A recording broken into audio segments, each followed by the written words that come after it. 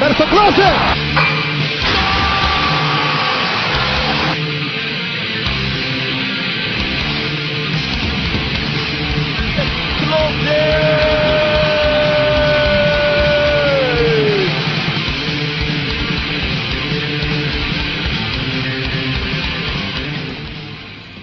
So finally, here we are.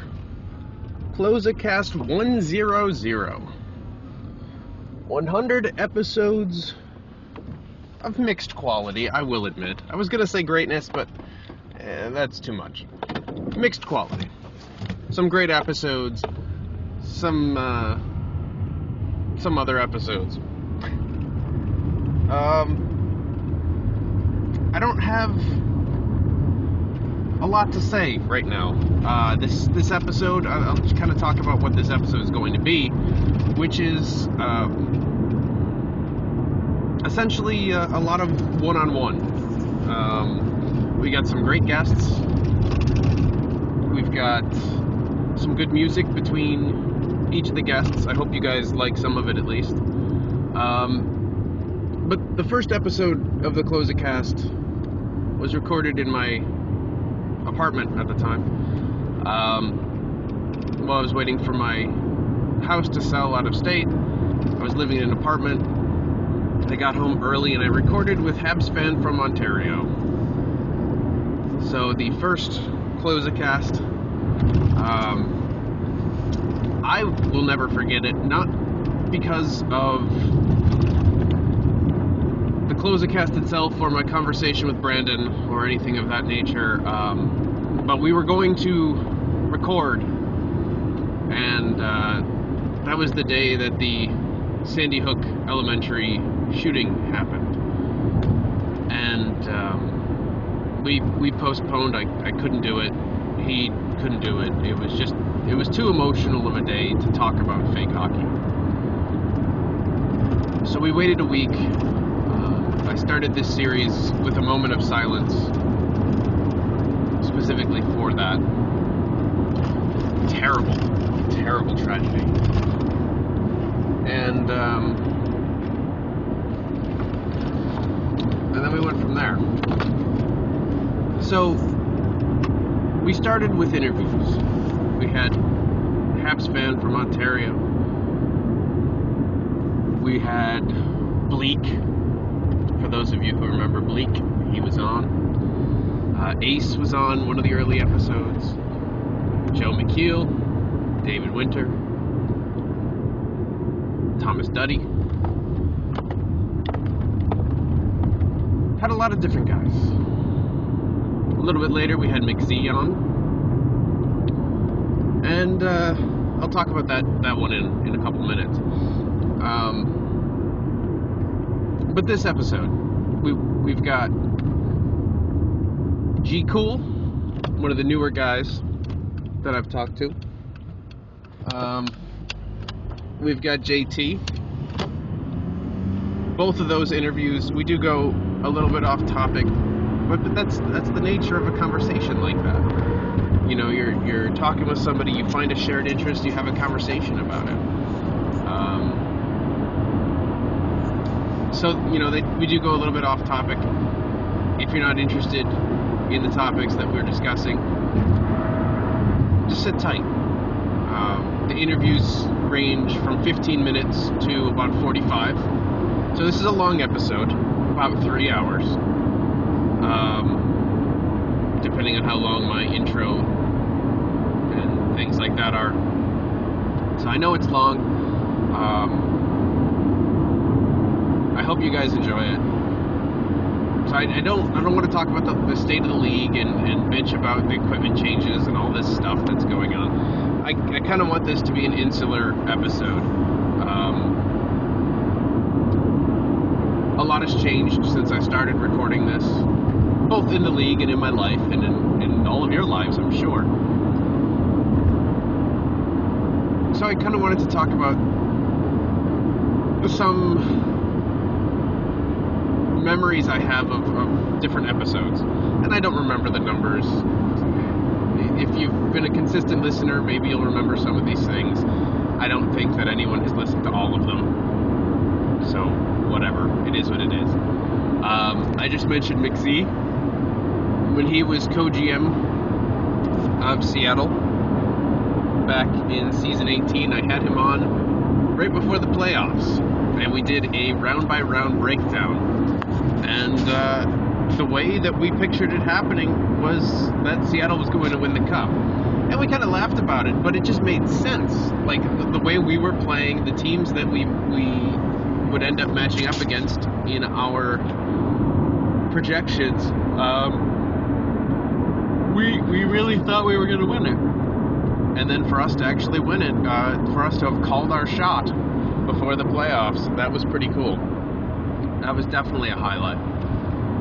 As I mentioned, episode 1 with the moment of silence. A tragic highlight, but as I said, something I'll never forget. Opening up this fake hockey series with real life was not something I had intended. I had mentioned Bleak and Ace back when I had them on separate episodes. I was their player agent. Yes, for both of them. And yes, they had a big public dispute. So as player agent, I took it upon myself to kind of let both of them have their sides of the story,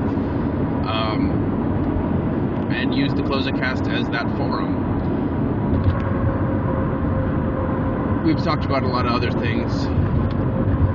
We did the decision cast, which Winter and I talked about later on in this episode.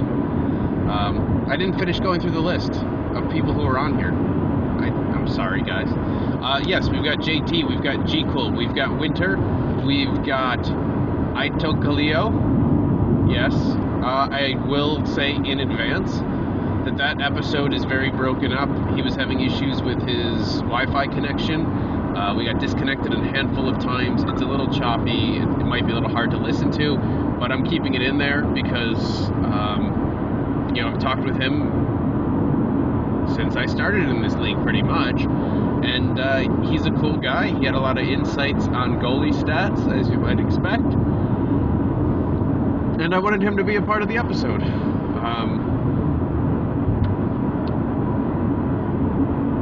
So there's some technical issues on that chunk of it. It's not too terribly long, but power through that one, because there's other good interviews as well. If you're having a hard time following along with the choppiness, again, I do apologize. And our final guest on this episode, intentionally placed in the final spot, is Gorlab. Some of you might be a little bit surprised that he is on this episode talking SHL, but when it starts, and when you hear him talk, you probably won't be that surprised anymore. So I did want to give a quick thanks to the guys who did record with me. As I said, G-Cool, JT, Gorlab, Romanes, and Aito Kaleo. It was great talking to all of you guys. I really enjoyed each one of those conversations in their own different ways, because you're all different people. And that's kind of what this whole episode's about. Can we go so far as to say that the Klosecast 100 Spectacular is here to celebrate the diversity of this site? Now, I say that having talked to a bunch of male hockey fans, so it's not that diverse. But at the same point, we've got different people with different interests, and I guess that's where the diversity comes in. We're all sort of here united for our love of hockey, or in some cases our love of statistics, but I think generally speaking it's a hockey related interest. I know there's some exceptions like Boom. I've talked to Boom about that before.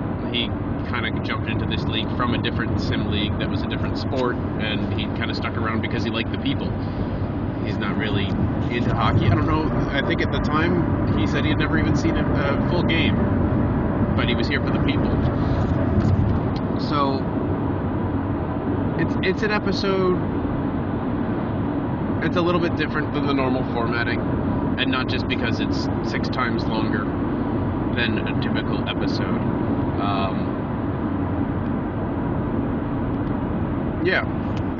I hope you guys enjoy it. It's I know it's been kind of a long time coming. I planned on having this done a while ago. One of my guests was going to be Vsevolod Nikitin, and that's not a thing anymore. So, there were some reworkings that had to be done because of circumstances like that. One person I was hoping to be able to talk to, Toast, I just was never able to get a good... He just never seemed to be around when I was around, and it got kind of to the point of, I've got all this material already, nothing against Toast, but I need to release this episode before it starts reaching, Lord of the Rings Extended Edition kind of lengths. So it's just an episode kind of more for you guys. I did try to pick players from different teams. I know Romanes just signed in Minnesota with JT, but Romanes' interview is 45 minutes. He's got the long one on here, but it's in part because we do a lot of career retrospective stuff. There's a lot of new faces in this league who might not understand why somebody like that is the legend that he is. So, we kind of used this episode to be more of a history lesson on where the league was at, and we threw down some names that either of us hadn't heard in quite a while. It's just a different kind of episode, and I know I've personally gone through a lot of changes, moving, getting a different job, having different work friends. My best friend has a kid now. I'm going out to her birthday party. She's going to be 1 in a couple of weeks, and it's weird to think back if this is the time frame where I'm currently at. Is the range of the Sandy Hook shooting through my best friend's daughter's first birthday. And it's really weird to think of that chunk of time in relation to a fake hockey league. But that's what I'm trying to do here. And, there's been a lot of changes. There's been a lot of new faces. People have come and gone. And at least so far, the Klosecast has been a relatively consistent thing. Sometimes I get into personal stories that I probably shouldn't get into. Sometimes I get distracted by the people that I see outside my window when I'm driving into work. Right now, I'm actually recording this on a Sunday morning on my way to the grocery store because I didn't want to do it Monday morning. I don't know. I'm hoping to get this out actually Monday. So if you're listening to this and it's Monday, the Monday before Halloween, I did well. You're welcome. At the time of this recording, I've got a lot of it formatted and crafted and edited, but I need to... I'm missing a couple of songs still. I've got to record this introduction, obviously. And I want to do a quick outro, which might be on my way home from grocery shopping. We'll see. But as it stands, probably going to wrap this up. You've already got a lot to listen to if you're planning on listening to this whole thing. And like I said, thank you to the guys who were on this show, or for you, are going to be on this show. Thanks for spending some of your time with me, making the Klosecast recording something that happened in your life. You'll probably, I don't know if it was a big pivotal moment for any of you, but it's something that, you chose to spend some time just chatting with me. and I thank you for that. So, I suppose, without any further ado, let's wrap up this intro. Let's get to the interviews. I hope you guys really enjoy it. I feel like I should be presenting this like from a sponsor or something. This week's episode brought to you by Squarespace. I don't know. Use the promo code KLOSE, KLOSE, to not get any discount at all, because it's not a real code. I hope there's some heavy podcast listeners out there who understand the Squarespace reference, just because. But yeah, I hope you guys enjoy the show, and thanks to the SHL for being, for the most part, really supportive about this podcast that I've been doing. I wouldn't do it. There were a couple times where I've thought about stopping the series just because it didn't seem like people cared anymore. But then, you guys perk back up, you start leaving comments, you start leaving questions, and I'm thinking, hey, people are listening to this. It's one of my great excitements with this show when I get questions from somebody who's new to the league, or if somebody who's not new to the league but hasn't asked questions before. So yeah, it's always enjoyable for me to kind of address different people's questions and jump in and get a fresh take on things from somebody who's new around these parts. So yeah, I'll stop this now. Enjoy the show, and I will be back to kind of wrap things up after the next 3 hours of interviews. Enjoy.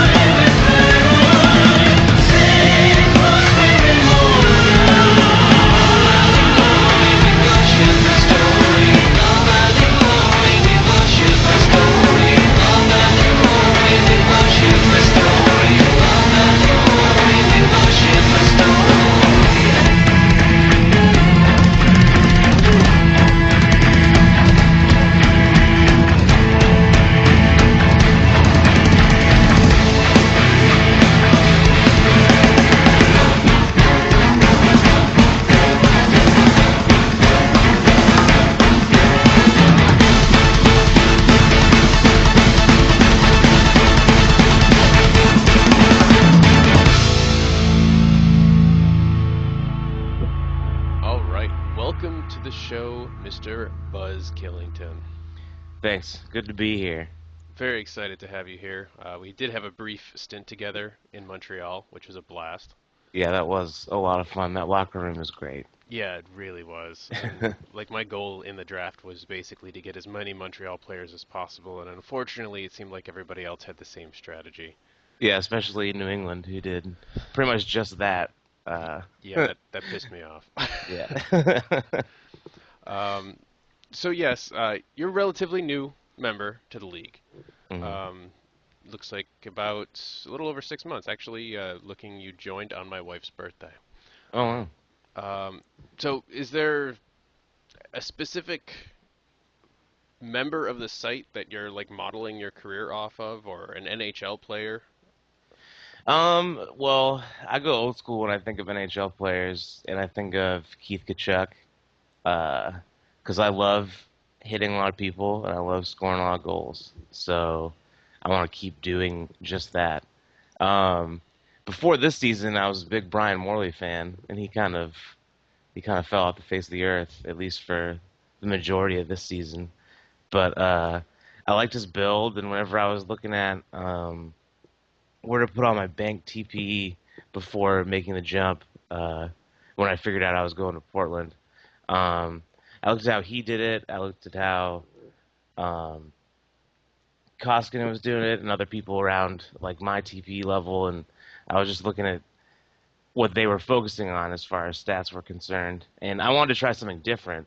Uh, so I originally, going into the season, had one kind of build and then paid to redistribute again, and it ended up working out for me as far as points go.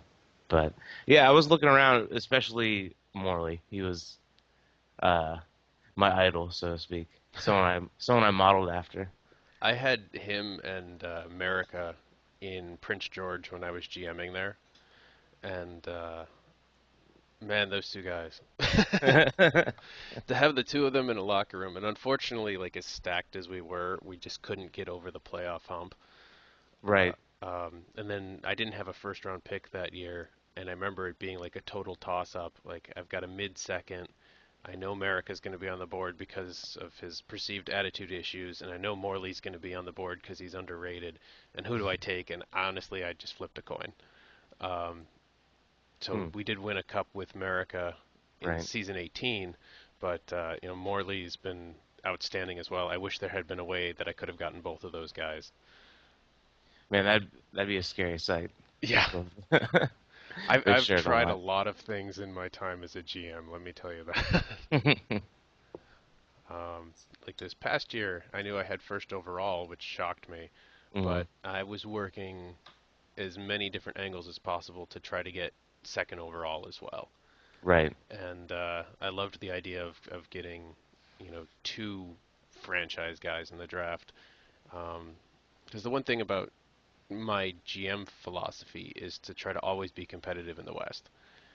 And so that means like we're constantly retooling, but we also have, a number of really well developed players where we can add one player in the draft and that'll sustain us.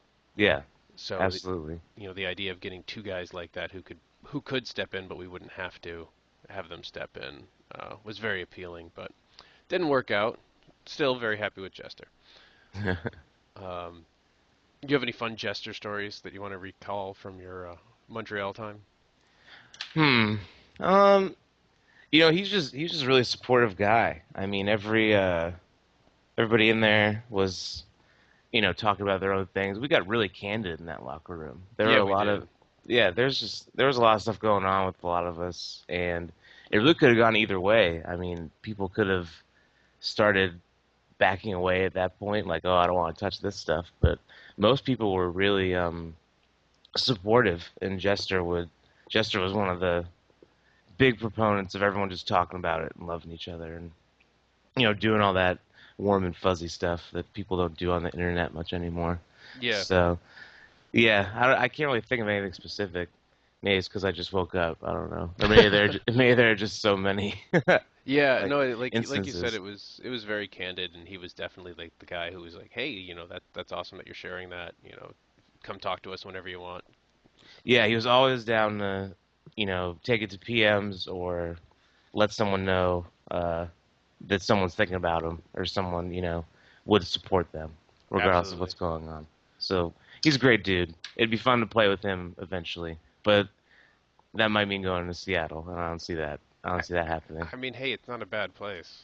Well, being in Portland, it has to be a bad place. At least, Well, yes, I agree. Portland is a bad place. I'm looking at your avatar here, and I still think it looks so much like Vampiro. hmm. It's, I keep, like, it just seems like one of those little segments from Lucha Underground.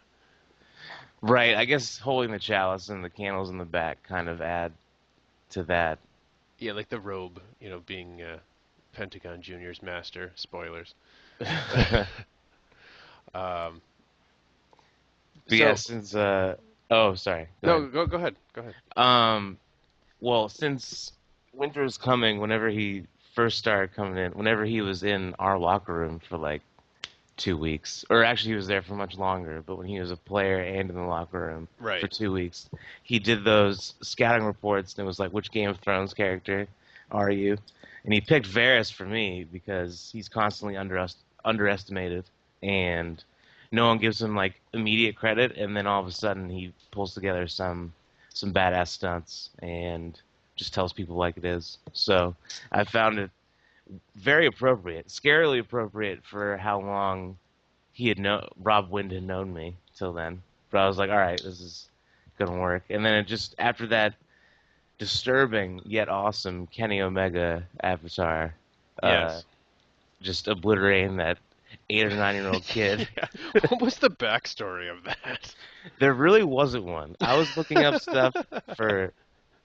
There wasn't one at all. I was looking up stuff for "Pound the Fucking Body," which Hmm. is our little slogan that year, Correct. and I just looked at that. I just typed in "Pound the Fucking Body" GIF, and sure enough, that was like the fifth or sixth one that came up.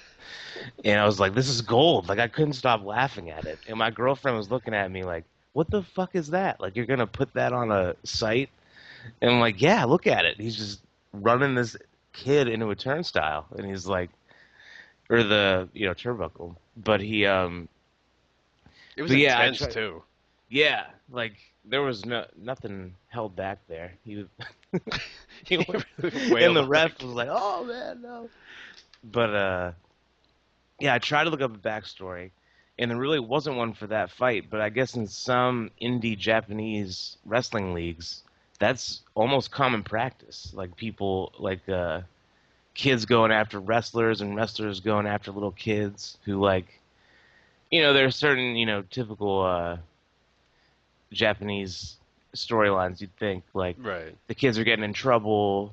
They don't want to listen to adults, and the wrestler adults who act like children want to put them in their place. So they end up fighting as if they're both kids, or like they're both like greaser type Miscreants.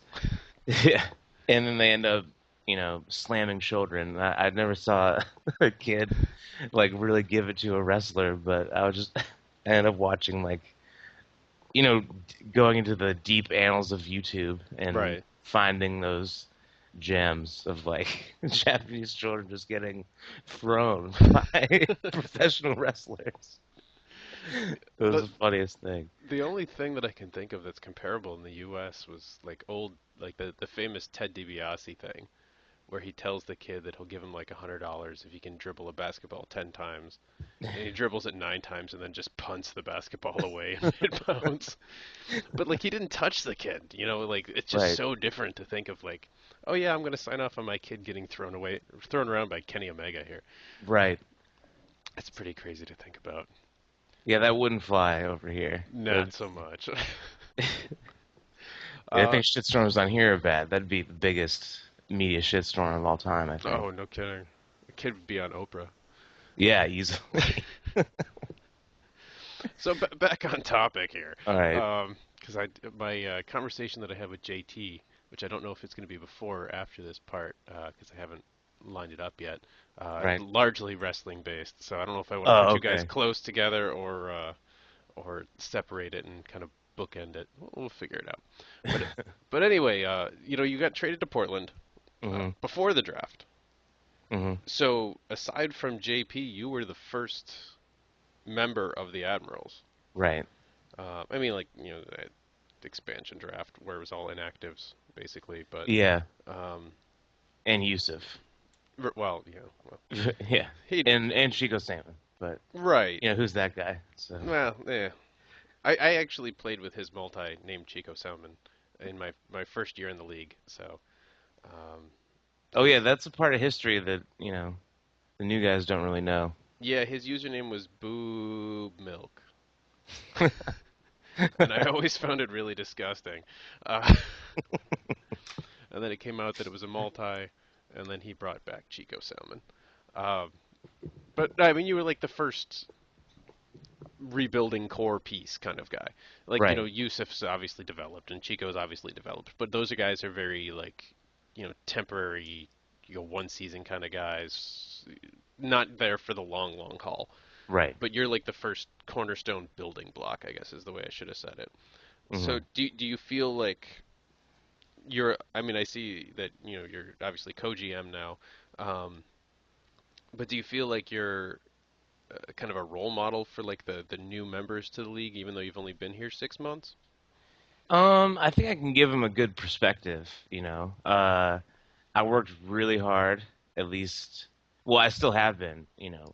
But relatively speaking, I really put an effort in that first season, and then obviously the second season to like really give it to New England, and then when stuff started going south there, I decided it was time to make a change. But once I realized I'd be in Portland and even on a new team with no one on it yet, I figured that the only way to get rookies and stuff like that moving forward was to kind of work on everything else besides actually playing the game and like writing media and stuff. So I started reaching out to rookies, just um, guys who seemed cool and guys I was updating and like really letting them know what was going on. Like not with teams or tampering or any bullshit like that, but they'd be like updating and updating wrong in some cases, and I'd send them a note and like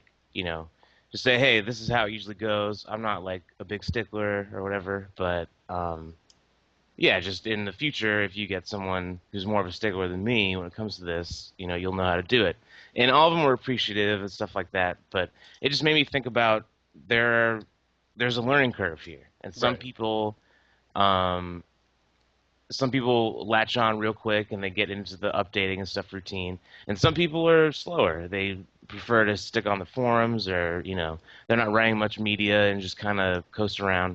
And it's up to GMs especially to kind of, well, one, figure out what kind of person they want on the team, and then to really cater to them, like no matter what it is, especially if they're young. I mean, Yusuf and Chico and even Ren X for the like 2 days he was in the forum. Like they've all been here a minute. They know what to do and all that. But I'm excited for bringing in rookies and actually showing them like, hey, look at my post count. Look at what I've been doing. It's really easy to do the same thing and like grab a job and stuff like that. Because I've kind of like done a little bit of most of everything Right. in the 6 or so months. So I like, I don't know, I do that a lot. I work through shit fast. I don't know. But I'm excited to be a GM and show the guys that we draft that it can be done pretty, like, while keeping stress down. You can really do a lot of stuff. Yeah. So, Yeah. Like you said, it's not hard to do it, and I think you get out of the league what you put into it, yeah, and if you want a good player, if you want to make friends online or whatever, you got to put in a little bit, and you can actually get quite a bit out of it. right. Yeah, my activity, I was thinking like at that, like toward the end of season 24 when I didn't know if I was being traded or not. The like my PM was in, my request was in, but I didn't know if it would go through. I was kind of like in between, Hmm. but I was really considering just like shutting myself off completely from the personal shit on the forums, because it was getting really clicky over there, and I was getting like just I can't really think of the right word. I wasn't concerned or like anxious. I was more like frustrated that Hmm. it became so personal to some people and so impersonal to others, and there's just this huge dichotomy like building, Right. and like some people saying they don't care and posting repeatedly that they don't care really doesn't project the idea that they don't care. So it kind of ruffles feathers and people get pissed and go back and forth. But And I it was comes thinking off about as petulant too.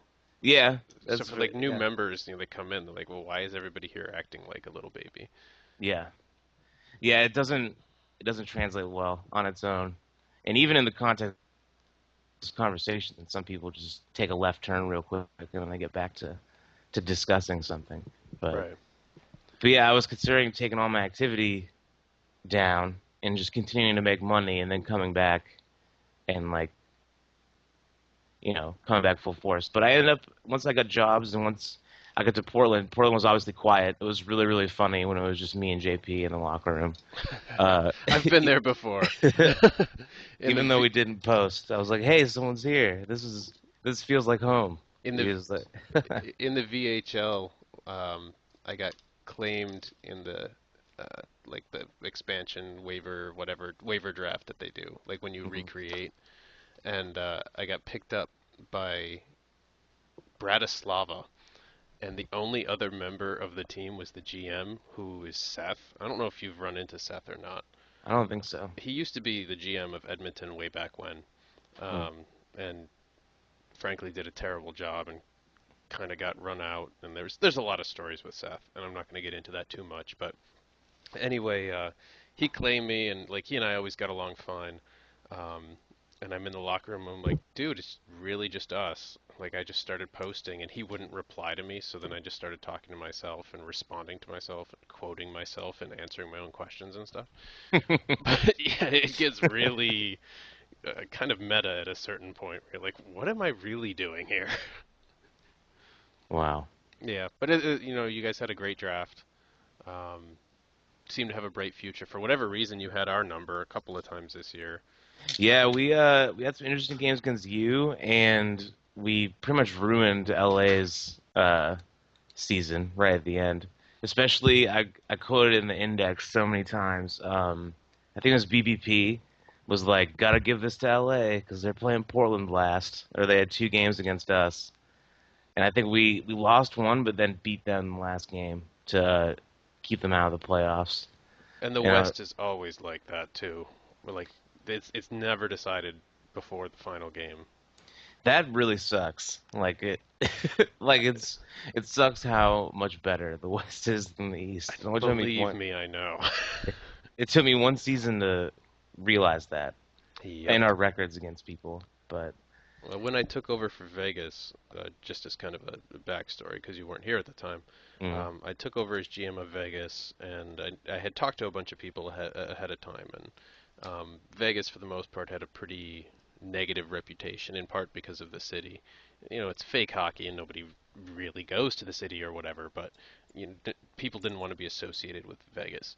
right, So, I wanted to relocate the team, and I got permission from, the GM that I took over for and the assistant GM. And, I really pushed to move to Buffalo, and they had a vote about realignment because, we would have been going from the west to the east. right. And, but Minnesota's in the east, which doesn't make sense to me because they should be in the west. Yeah, Um, compared to the rest, that makes sense. Yeah, so like that was my proposal was basically move Minnesota to the west, but they didn't want to because the west is because tough. who wants to move to the West? Yeah. Right. So that got turned down, and then it was like, all right, we got to pick a city in the west, and we did a team vote and ended up in Seattle. Hmm. Um, but yeah, I really tried to move to Buffalo, and it wasn't specifically to play in an easier conference, but because I wanted a team in Buffalo, Right. but that would have been a nice benefit where it would have been like, hey, now I'm going to GM a team in a conference where we could probably make the playoffs anytime we want. Hmm. Because we can rebuild but still be pretty good. Yeah. I was really surprised how Buffalo, especially how Buffalo started, that they couldn't even squeeze in a fourth there at the end. Yeah, they were pretty impressive, but I don't know. It'll be interesting to see how that looks, kind of long term. Because the East seems Yeah, to have teams that when they blow it up hard. yeah, Years ago, Toronto made the Cup Finals, immediately blew up their team. New England just did the same thing. Um, but in the West, it's like everybody knows you have to stay good and rebuild on the fly. yeah. It's funny how it's really on those lines, like those philosophies, because you even saw it like with how we handled the expansion draft and how Buffalo did. Right. Because I mean, Buffalo was drafting little guys and wheeling and dealing. Oh my God, they had so many little deals going before that. Well, between the expansion draft and the real thing too, and all that restricted free agency nonsense that I need to learn before I do anything. Yeah, Apparently, apparently I do too. we'll go look up some stuff after Yeah, this. that was really the first time that I had ever. I mean, I've been here since season 5, and I don't remember there ever being anything with restricted free agents. Like there was the thread, and you would just. But I always was under the assumption like if I offer somebody a contract in a PM, that will count as well. Right, And as just an extended, not a tendered offer, but right, but it's like I this guy's only been in the league for a year, 1 season.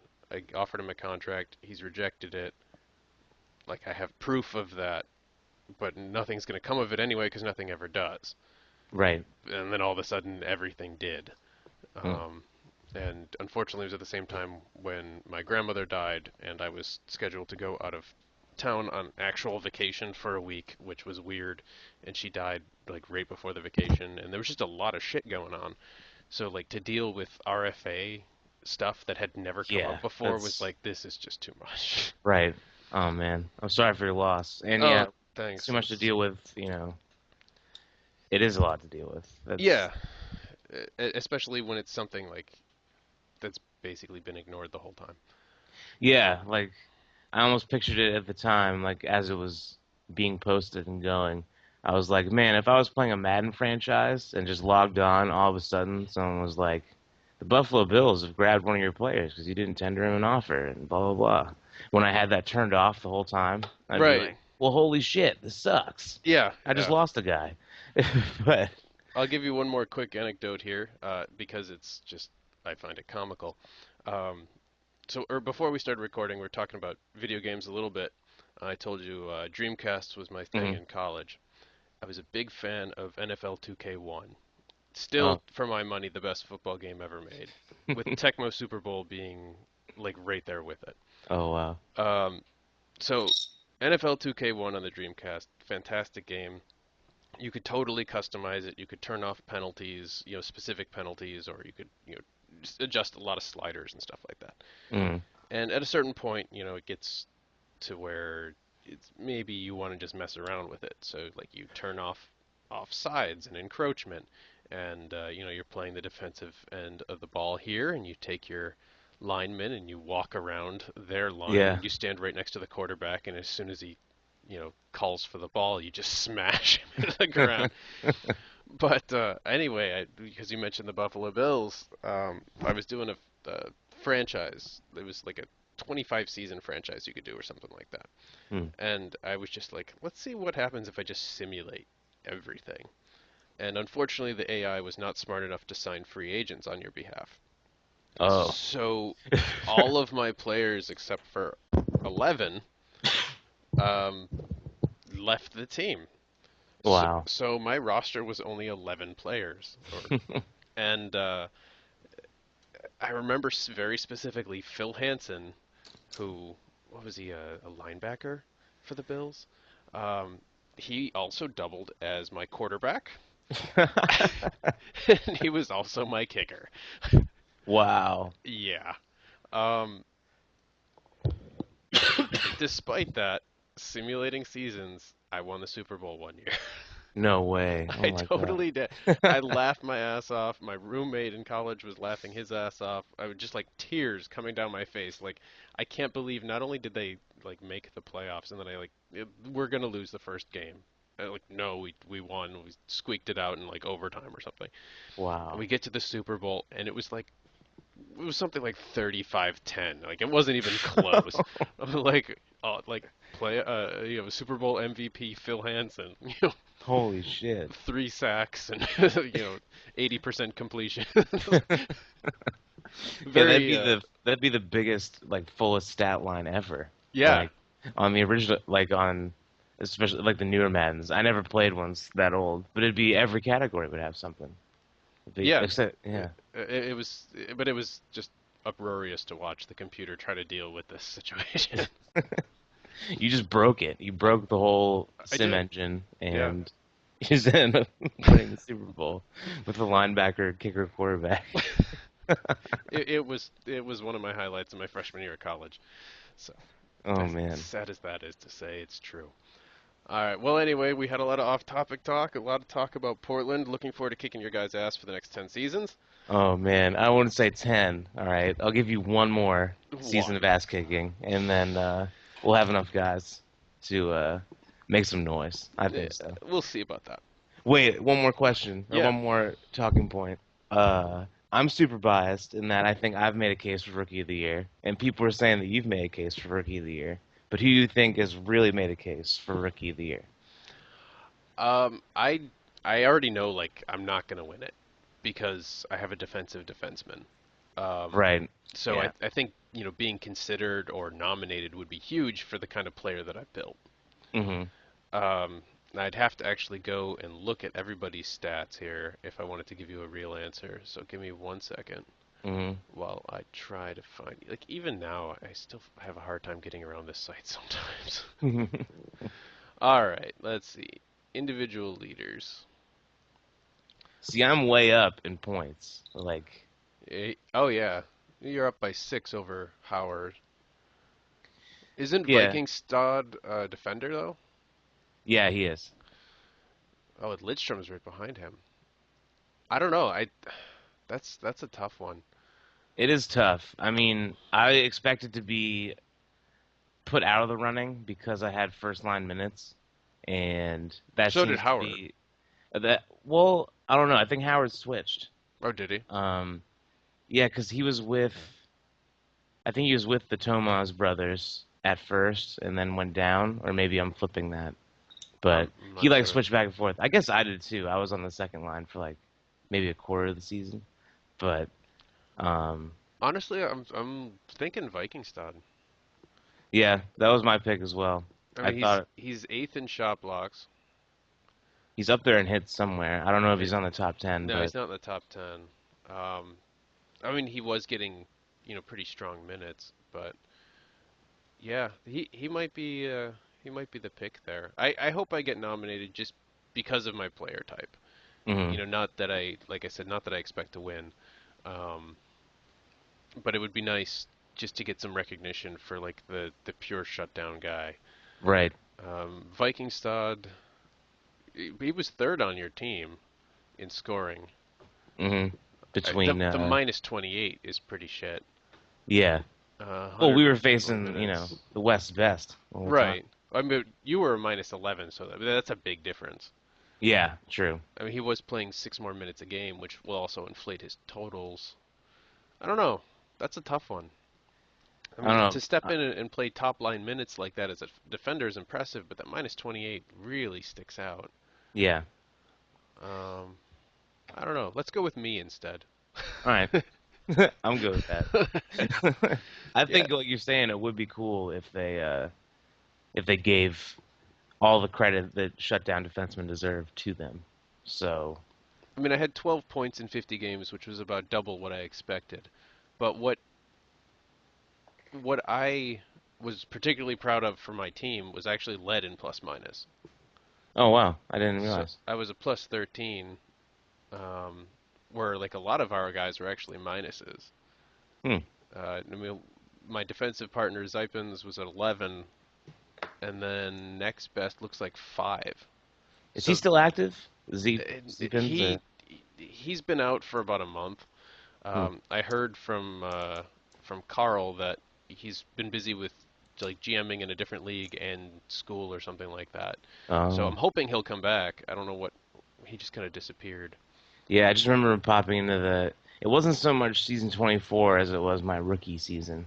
He was Mm. popping in the locker room still, the Montreal one, Yeah. just saying hey. But Oh, I also led Seattle in shot blocks for what it's worth. huh, But and that's with 13 minutes fewer per game than Vikingstad. hmm, So if I had another 13 minutes, I probably would have been up there with the shot blocks. right. But anyway, yeah, I'm not going to pick myself because that's just silly. I'm gonna pick Vlitty, just Yeah, 'cause he might Vlitty's be a good awesome. choice. I wish you weren't in Texas Yeah, because no, that's true. Texas. Because Texas, yeah. Yeah. That's the best reason I could ever give. All right. Well, with that in mind, I know I kind of hedged that question a little bit.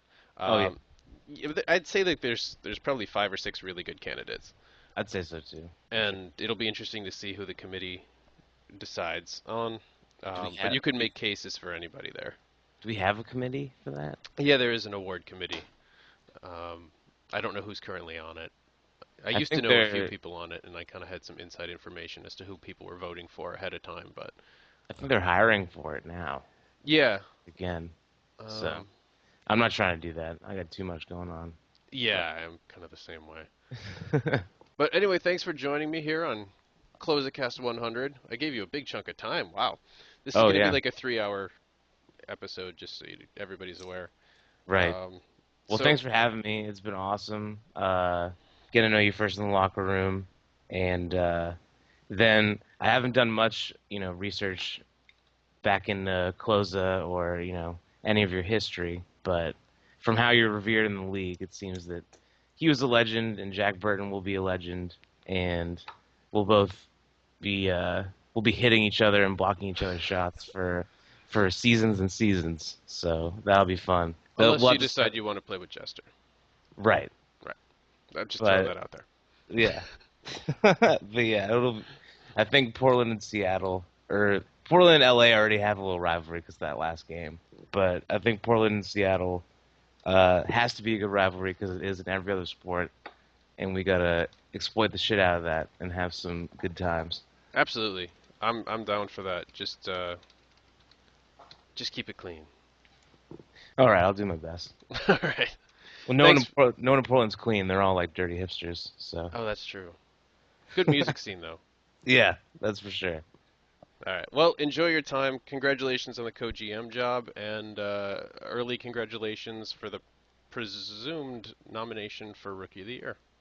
All right, you too. Thanks a lot for having me. All right. Take care. See ya.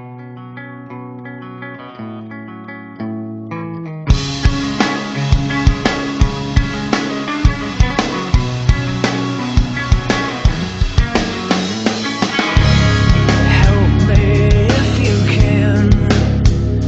It's just that this is not the way I'm wired, so could you please help me understand why you've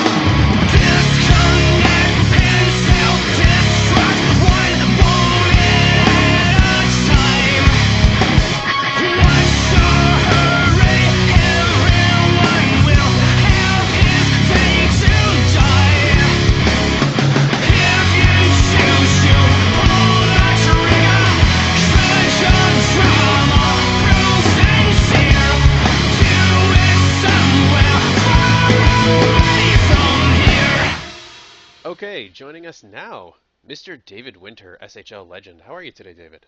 I'm fine. How are you? I'm doing all right. Hanging out in my cold basement because Cozy. that's what I do. Um, so, for those of you who don't know, you obviously haven't been in the SHL for long because David Winter is a legend. He's been around as a player since, what, season 6? Yep. Season 6 as the same player, which has got to be approaching the record, which I believe. Who had the record? Is it Jester or Raycroft? Yeah, stupid Gibby is still around. Oh, Gibby. I forgot about Gibby. I mean, he's not even playing anymore, I think, but Texas is still carrying him on the roster. So, Yeah. and I think he's even getting some PK time. So technically, he should have more games than me, and he's a season older. Okay. I actually did see that he was regressing, and he's down to 159 TP. Yeah, I saw that too. Fantastic. Well, one of the oldest players of all time, but actually still effective, Mr. David Winter. Oh, So thank I brought you to the league, in case anybody didn't know that. And yeah, blame him. Blame yeah, him. absolutely. I'll take the blame for that one. And I was the head scout of the Minnesota Chiefs in your draft year, and I convinced everyone in charge, namely Boone, that he should move all of his picks to get up and get Winter, which he did. So, Yeah, that was pretty fun. By the way, congratulations on number 100. oh, thank you. I appreciate that. I think you're It's a- actually the it's a- first person to say that. Really? I think so. Oh, those other guys you had on must be assholes then. No comment. I think one of them is actually my general manager, so maybe I shouldn't have said that. Yeah. Well, it's just for a year, right? Yeah. No, maybe. Just gonna make some weird sounds to deflect the question.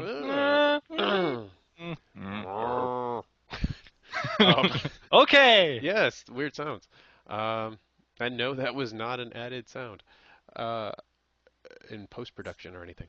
So anyway, You gotcha. just added some fart noises, didn't you? No, it was a cow. It was cow moo. I'm good at making cow moo sounds. Okay, I thought your wife wasn't home. Oh. Zing!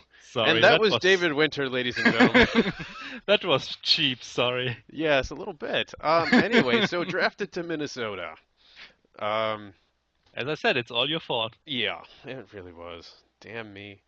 But yeah, that was some pretty fun experience back then because basically I was all new to the league, maybe like 2 or 3 months in, and suddenly there was this draft hype coming around with all those different people PMing me, you talking to me about coming to Minnesota, and that was really fun actually. Just probably one of the highlights of your career, actually. Yeah, I think your first draft, the first real SHL draft, is probably every player's highlight or one of his highlights, because it's super exciting because you don't know where you're gonna go, but at the same time there's probably tons of people who make you feel wanted and make you feel appreciated, and that's just a pretty cool feeling. And especially in my case, I mean, I went into the week of the draft as a projected second round pick, I think. Many mock drafts didn't have me in it at all. And then slowly I started moving up from mid second rounder to late first rounder to mid first rounder, and then actually Minnesota trading up to third overall to select me. Yeah, I was trying to remember if it was third or fourth. So it was third overall? Yeah, it was third overall. I can't quite remember the exact order of trades, but basically I think the Minnesota's second rounder was like maybe 12th or 14th overall, something like that. Then it became pretty clear after a while that they're probably not going to get me with this pick because Manhattan and one or two other teams had shown interest, and they had like a bunch of picks in the late first. Mm-hmm. So Minnesota traded, I think it was actually with Manhattan or with some other team for like the 6th overall pick. And then Edmonton came in, still back at the time, still led by Seth. Just Comets, right? Yeah, still the Comets too. And basically nobody wanted to go there, it seemed. So from what I've heard, basically everyone he contacted had said no. Yeah. And and he PM'd me too and asked me, and I basically said, yeah, admin is not exactly my preference, but I'm not gonna say no to any team, especially since I don't know them. Why should I outright refuse to play for them? I don't have anything against Edmonton. That would obviously change in the years after. But so, yeah, even though I was probably just a late first rounder in the projections at that time, I was one of only 2 or 3 players who actually wanted to play for Edmonton. So they probably used that as leverage in their deals and negotiations with Minnesota, because I'm not sure if they actually wanted to select me, but they certainly acted as if they wanted to do, pretended to. So Minnesota had to trade up again to 3rd overall, and there they picked me.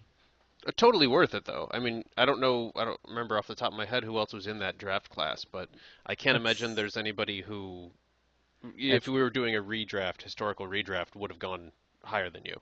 it's not a particularly strong class, but I mean it had Elias Amir at 1st overall, Mm. and he was a great player, and But for a short obviously, time. yeah, not that short, short in comparison to me. Well, yeah. But I mean, he had a decently long career. I think like 9 or 10 seasons. Oh, okay.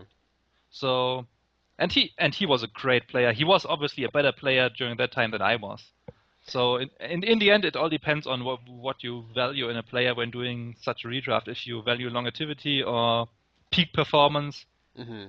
Because I When you believe he still holds the single season points record. Yeah, he was big in the inflation era, and Yes.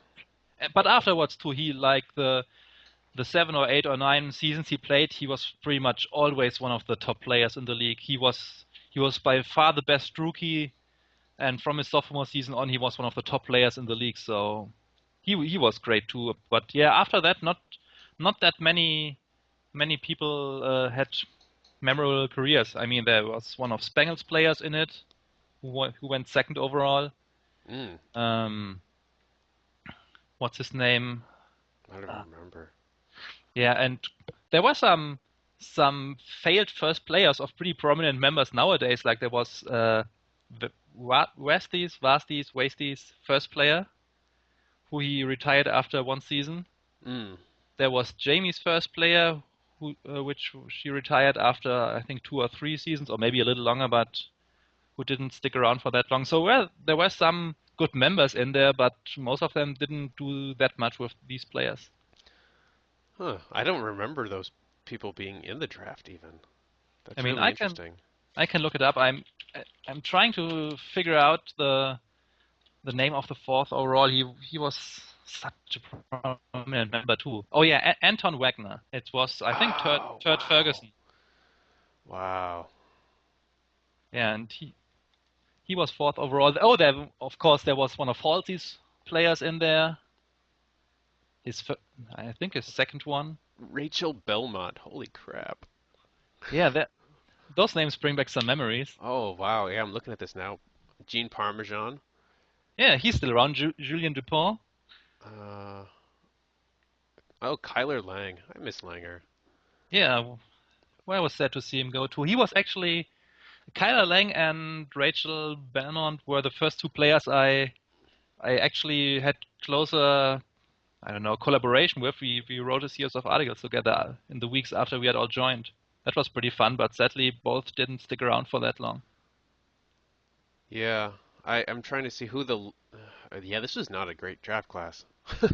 No, but to be fair, around that time most classes looked like that. So season 8 wasn't that much better actually. I'm trying to see like Zach Cuff, 24th overall. Yeah, Which that was quite a steal because I don't think any of those third rounders amounted to anything. Kulikov might have for Manhattan. yeah, I mean Curtis Hunter was around for a while, Yeah. Was but he a third runner too? yep, 22nd. Oh, right. Oh, yeah. Okay, there are some decent players in there, but if you look at it, you see that the busts already start in the 2nd round, late 2nd round. First round. Yeah, but those are the unexpected ones, and in the Yeah. 2nd round, you already have those guys that didn't look too promising at the time of the draft, and then obviously faded out pretty quickly. Yeah, Rashad Thomas at 2nd overall. I remember there being some speculations about who would go 2nd, if it would be Rashad Thomas or Rachel Belmont.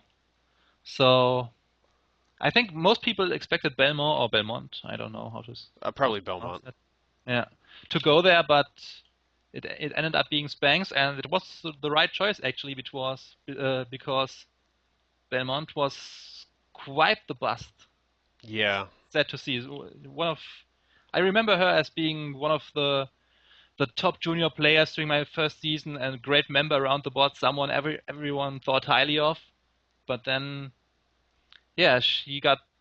I don't know if that was the reason for her leaving, but she got harassed by some people during the playoffs. Maybe they thought it was just the typical playoff banter, but it really got overboard. Some people got suspended, and she didn't even stay active What during was? her rookie season, so he already went inactive just a few months later.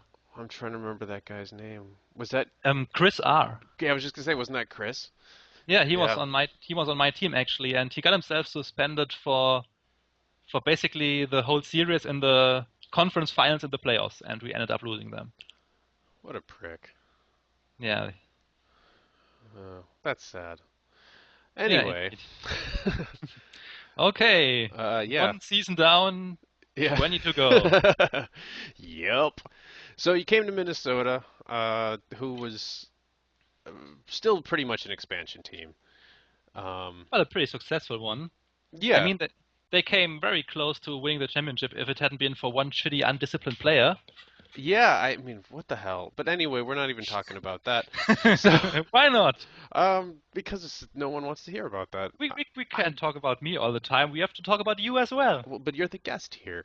So anyway, as we Oh, were so saying, unselfish. yes, yes, very humble. Yeah. So anyway, as we were, um, came to Minnesota, starting to put the pieces together towards what would end up being a championship team. We had Zach Miller, we had obviously you, we had Brody, um, Joker, and Giova had left. Yeah, they left that off season that I joined, I think, or one Yeah, off season later. yeah, they were my line mates my rookie season in Minnesota, and then they both took off. Um, but we had Turska, we Yep. had Boone, Boone, Sawyer. Sawyer, and then we picked you up in the draft, Yeah. which was a great compliment on my wing, I believe, at least Yeah, off and and on. Perhonen, I think, joined this season or the season after Oh, too. that's right. We traded Myers for him, Oh, yeah, right. and then we ended up adding Nico Vosland or Vosland.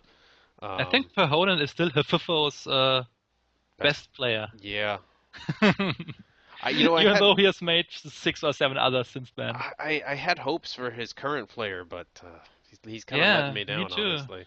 We all had.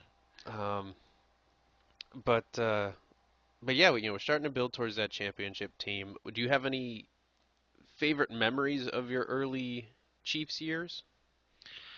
It was pretty fun all around. It was a great group of people. Basically, an entire time I was there. From the draft to the moment I left, everyone was great, and especially since I came into a pretty tight knit group where everyone got along well, and we just kept bringing good people in.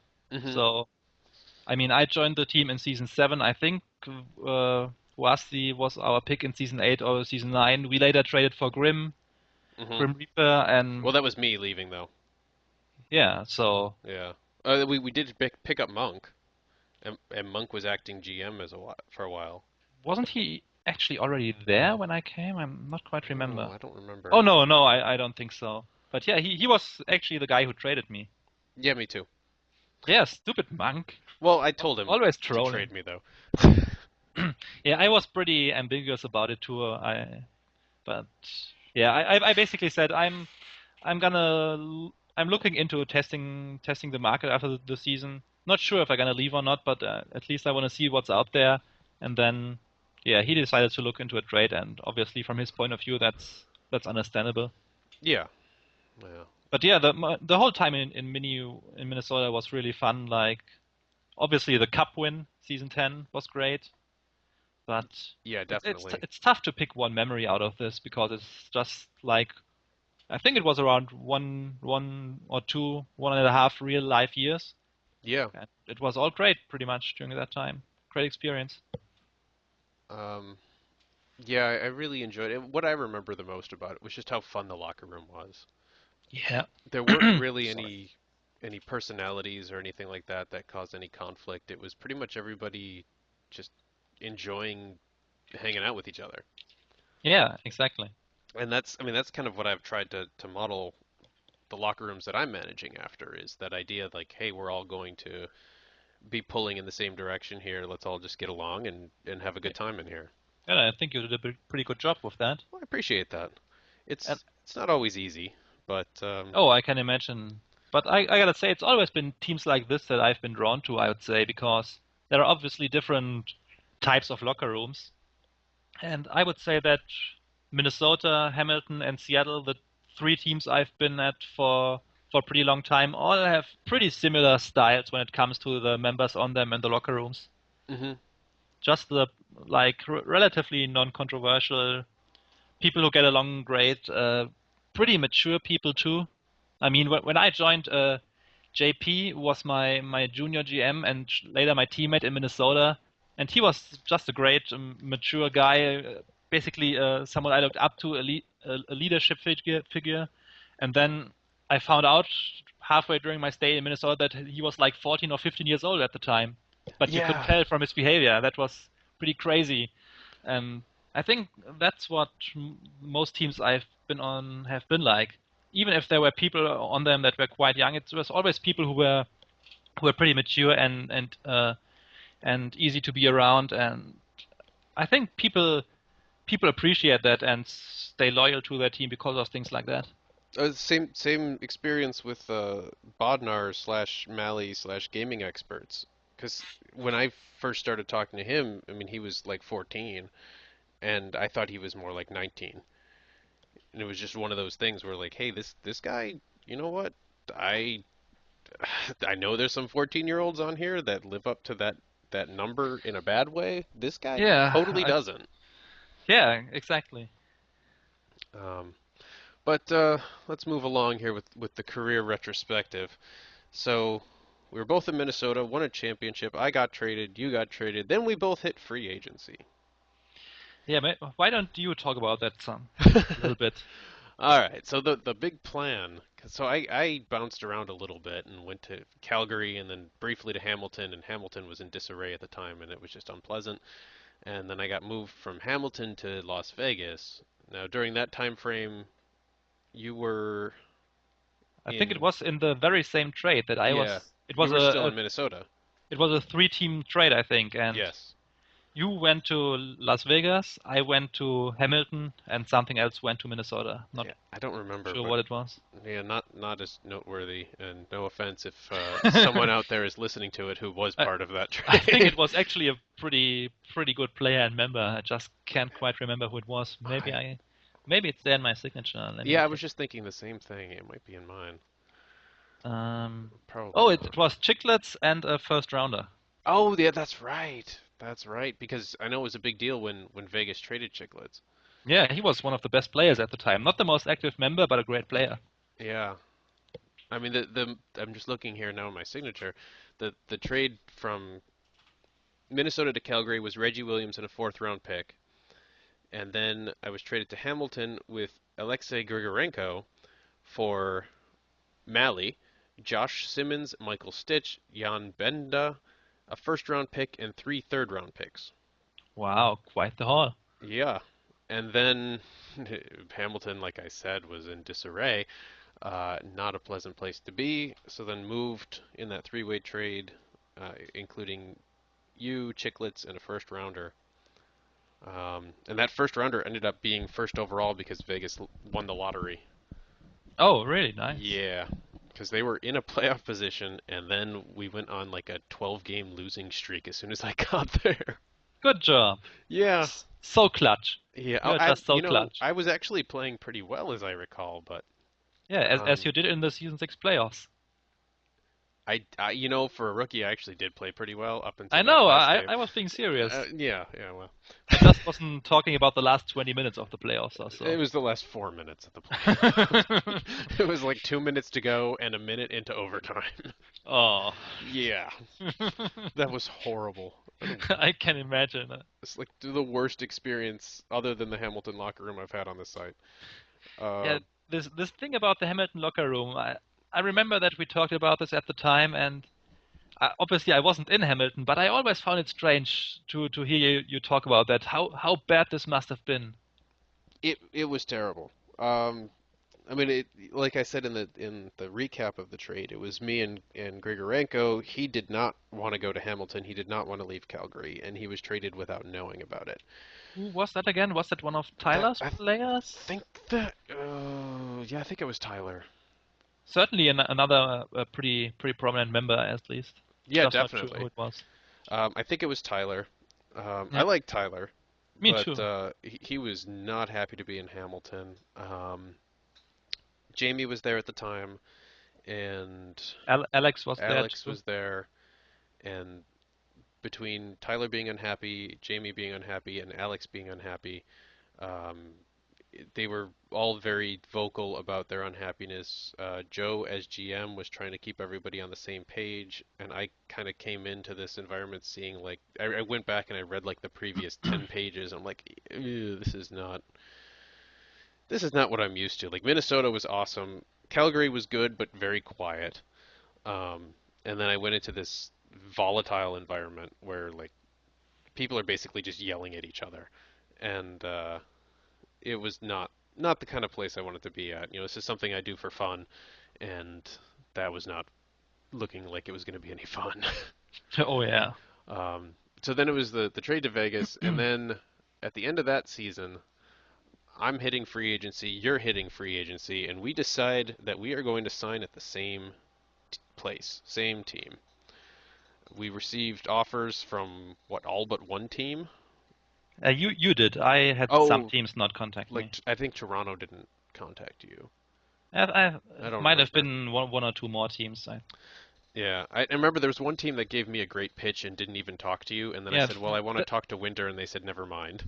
yeah. That was Toronto. Yeah, that's how I remember it as I well. remember that, and it's funny because I just had a brief talk about this in the SHL's head office, um, that I'm now a member of, but certainly the head office didn't like me very much back then, Hmm. and we just had a casual chat about something and about how some people didn't like some other people and things in the past, and Park just had a one-line comment that was, "Yeah, Craver hated winter with a passion." But what was the basis of that? It's I don't think we should get into that. Okay, all right. Some other time tell me because I had no idea what was going on and I still don't. Yeah, So it all worked itself up over time. There wasn't like one major incident, but multiple little things, and yeah, it all just got worse and worse over time. okay, well that's fair enough. Um, but yeah, we overall received offers from pretty much everyone. We did an elimination Closecast, um, where we were going to make the announcement where we were both signing, and then somebody decided. To stab me in the back, right? Oh, come on now. That was not what happened. Um, It kind of was. not exactly.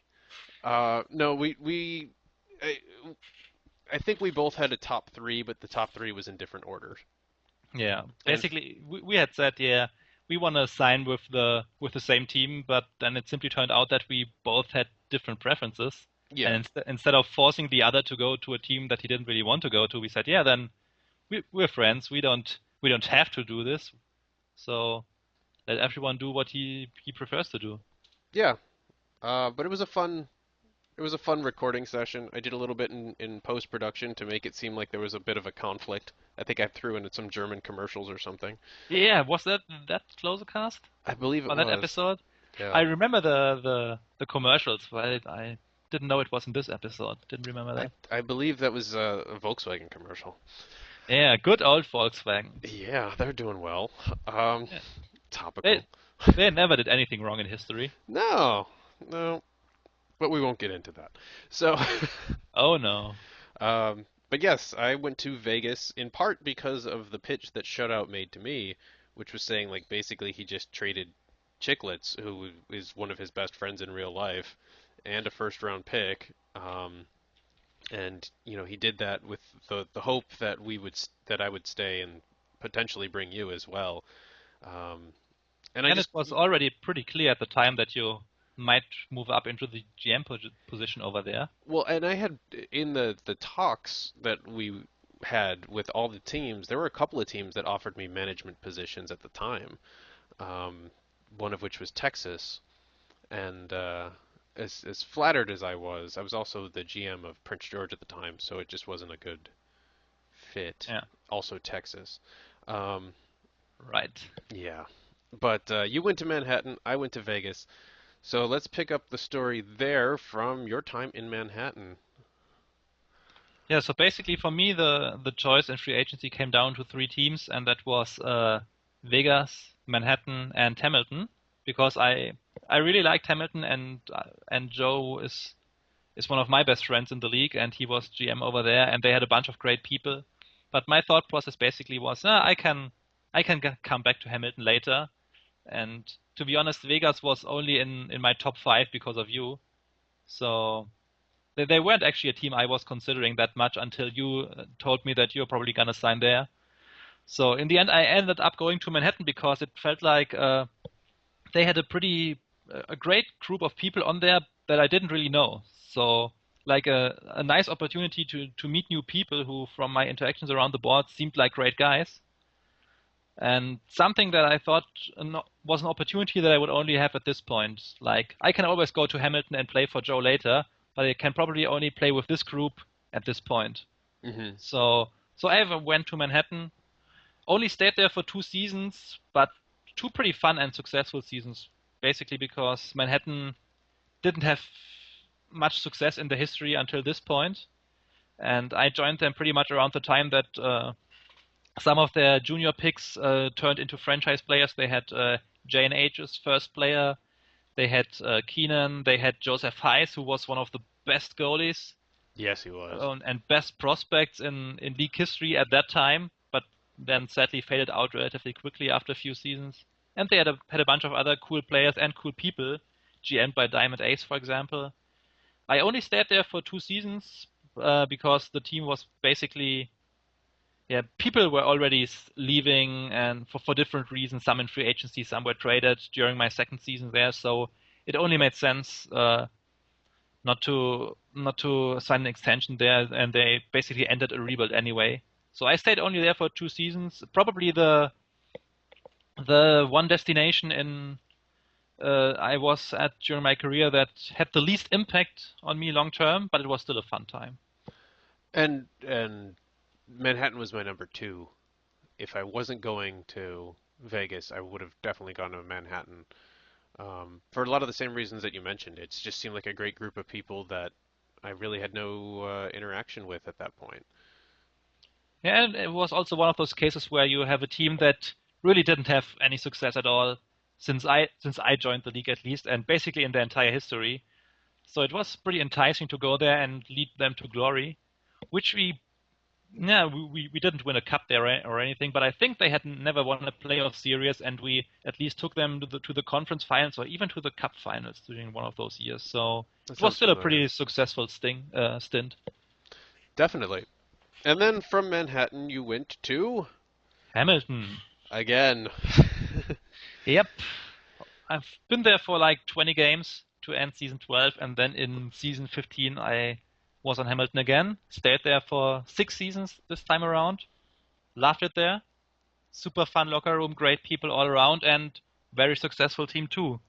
Also didn't win a cup there, which sadly was a theme for the rest of my career. I so far I've only won one in season 10, Hmm. but very successful team. One of the greatest dynasties in the league, I would say. The Hamilton team from season, I don't know, I think 11 or 12 was when they started becoming great, and they pretty much remained like that until season 19 or 20. Um, Great team, great people on there. Loved my time there. Yeah, it was one of those places where if I weren't a GM, if I were exploring free agency at that time, I might have considered going back there, despite the previous experience that I had. It seemed to be a well-run place with a lot of really good people, and yeah, it seemed like you were enjoying it at least. Yeah, there's really not that much to say about Hamilton because it just was peaceful and harmonic inside the locker room. The team was successful. There was no drama. There sometimes was quite a bit of Hamilton versus the rest of the world. Is kind of the feeling that I had. Not Hmm. not because people on Hamilton were that controversial, but there were during that time, like season between I'd say season 12 and 18, 19, 20 was a time where there was quite some different groups and cliques and whatever you would call it around the boards that didn't like each other too well. Was it the And crew? yeah, the crew was during that time. There was the whole Edmonton dynasty that was very successful, but also pretty cocky at times, Hmm. and just different subgroups. And one of those subgroups was basically concentrated in Hamilton. So there were some arguments between those groups, but within the team, it was always very fun and yeah, harmonic. And then, finally, we reunite, but in Seattle. Yeah. So how did you end up in Seattle? I thought you were in Vegas. Well, the story goes. Uh, so yes, in Vegas, didn't want to step down as general manager of Prince George, and then it got to the point where Shutout was ready to step down. Offered me his role and said, I think that you could do great things with this team. If you want to relocate, you can do that too. And I had had discussions with some other people before about their perceptions of Vegas and stuff like that.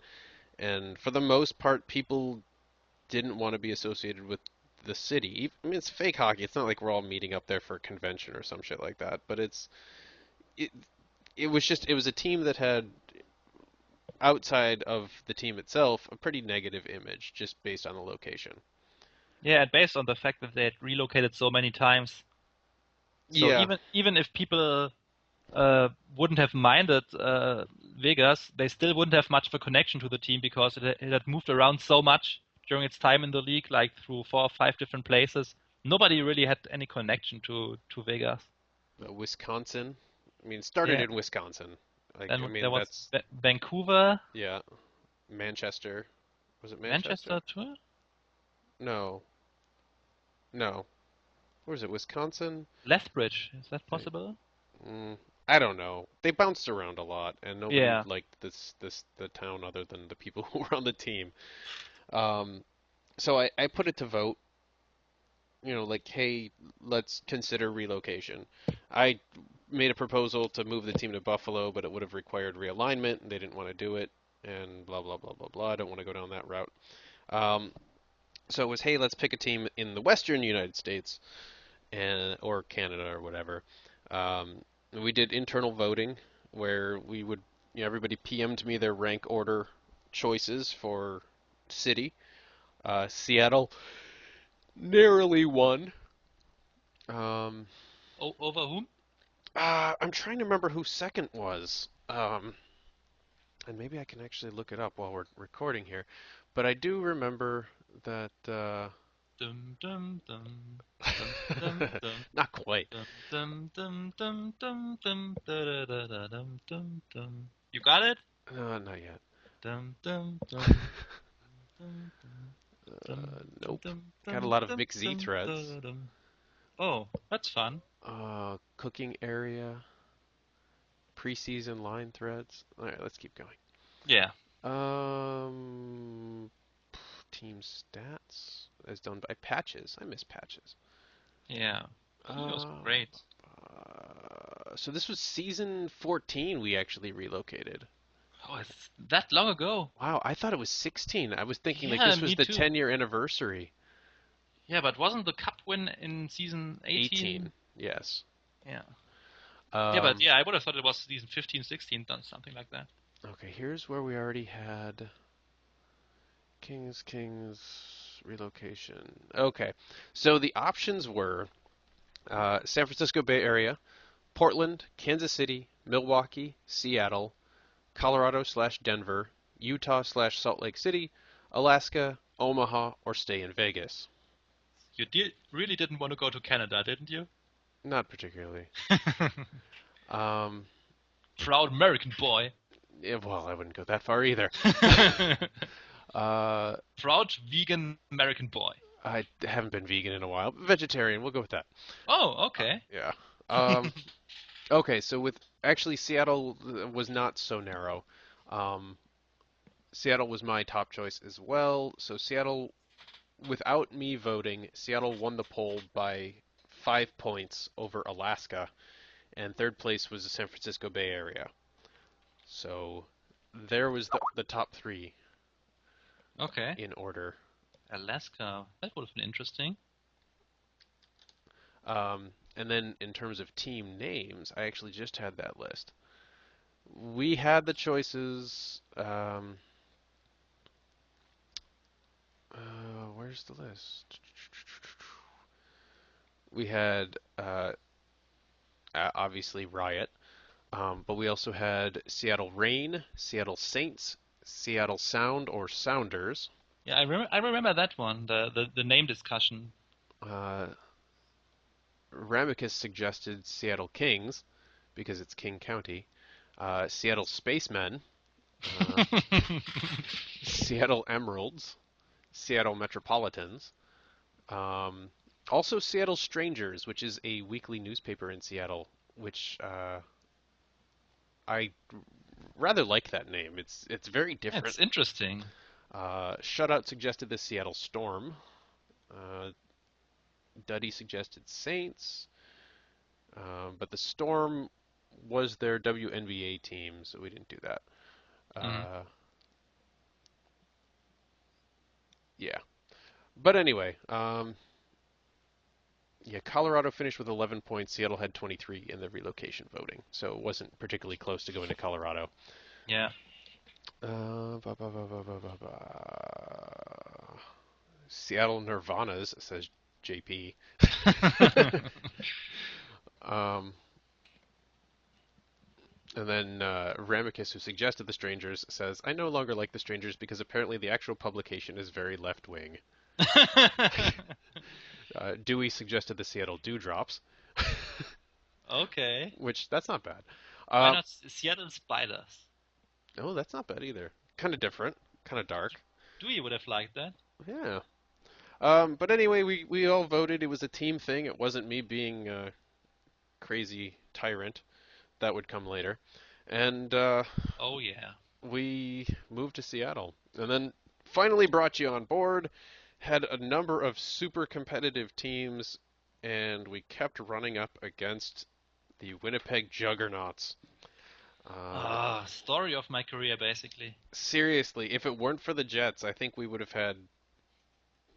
I probably would have had 3 or 4 cups now as a GM. It was always Winnipeg that stopped us. Yeah, I think the cup we won in Minnesota, we won against the Jets too in the finals. So Yeah, it's that kind of sounds a familiar. recurring theme. We Yeah. just run into them so often in the playoffs. Even when I was still in the East, it seems like I run into them every second or third season in the playoffs. I hate Yeah, the Jets. you just have to give them a ton of credit for. I mean, they have a great team nowadays, but for a long time they really didn't have that much quality and TPE on their roster, and Leafs still kept them super competitive. Um, but they also, yeah, I mean, maybe it's unfair to say they got lucky, but it's just crazy to see how Priculas continues to perform for them. And I mean, goalies are all built the same basically, but for some reason they have found one who always performs, who is great in the playoffs for them. So that certainly helps. But yeah, Leafs has done a great job for them, and I don't even want to count up how often I've lost against Winnipeg in the playoffs. I've Yeah. also beaten them a couple of times, but they are really a terrible team to face in the postseason. They really are. I mean, the most frustrating thing for me, and I know we got to wrap this up here, was when we just stomped the league in Seattle and we just decimated everybody, and then we hit the Jets in the first round of the playoffs. We averaged like 43 shots on goal a game. We were giving up, I think, 19 a game on average, and Prikulis throws up 3 shutouts and they sweep us. Yeah, yeah. I mean, Well, I don't get it. That's like Brian Boucher record level territory there. For us to get 45 shots on goal a game and they get 20 in a game, and yeah. I'm not quite sure if it was on Seattle or on Hamilton, but I had that one crazy series against Winnipeg where I think Priculis wasn't even that great, but our goalie had like through the first 2 or 3 games combined, he had like a 50% save percentage. Yeah, that's the thing. It's like So they even get have it. Priculis playing super awesome for them, or if he's average, they somehow make our goalie suck. Yeah, and For whatever that's what we reason. had last year, where Carl had a 900 save percentage throughout the season. We play Winnipeg, and then he has an 820 game and a 720 game back to back. It's like that. Yeah. This is just such outliers, but like that's why we lost the series and probably the cup, honestly. Yeah, Leafs is a sim genius, and it probably doesn't help to have the simmer. And I'm not saying that there's any rigging going on, but just to test things out, to Yeah. have the longest tenure GM and the simmer means that you have 2 people who know so much about the game, about the sim. Yeah. You can just get the most out of what you have with those people in charge. And you could twist the randomness in your favor a little bit. You know, it's still random, but it's going to be in your favor when you can test those things out, like you're saying. Yeah.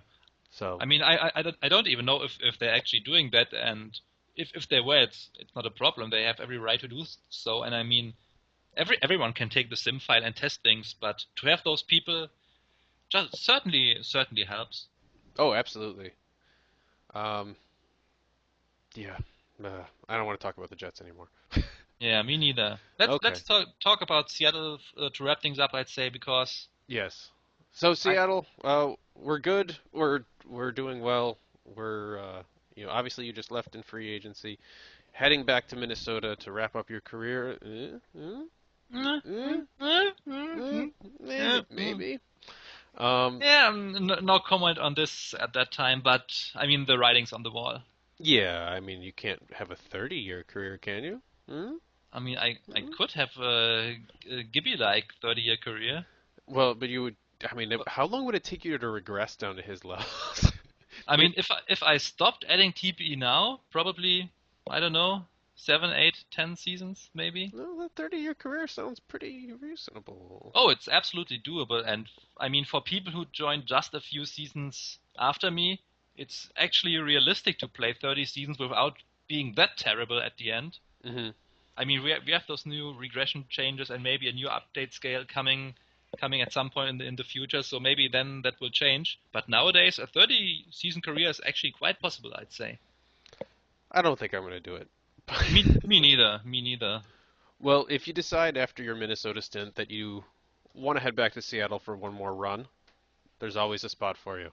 I'm gonna be really shitty in a season or 2, so... We've still got to fill out that bottom roster with the guys that don't play due to the rule changes. So Oh, that would be great. Yeah, just that's come, a role I could get behind. just come hang out and sit on the bench and buy the world a Coke. So. Oh. But anyway, thank you for joining me, Mr. David Winter. Thanks for having me. Preemptive congratulations on a fantastic career. Thank you very much. And thank you for being part of Klosecast 100. Yeah, thank you for making it to 100 episodes and for having me on a few times. It's always fun to talk with you on the air and off the air. So keep at it and make another 100, please and thank you. Ooh, I don't know about another 100. Are you coming back to Seattle for season 30 of Winter's career? Maybe I can get to 100. I'm coming back for Klosecast number 200, no matter if I'm still in the league or not. That is good to know. I will keep that in mind. All right, thanks very much. Enjoy the rest of your career. Yeah, thank you.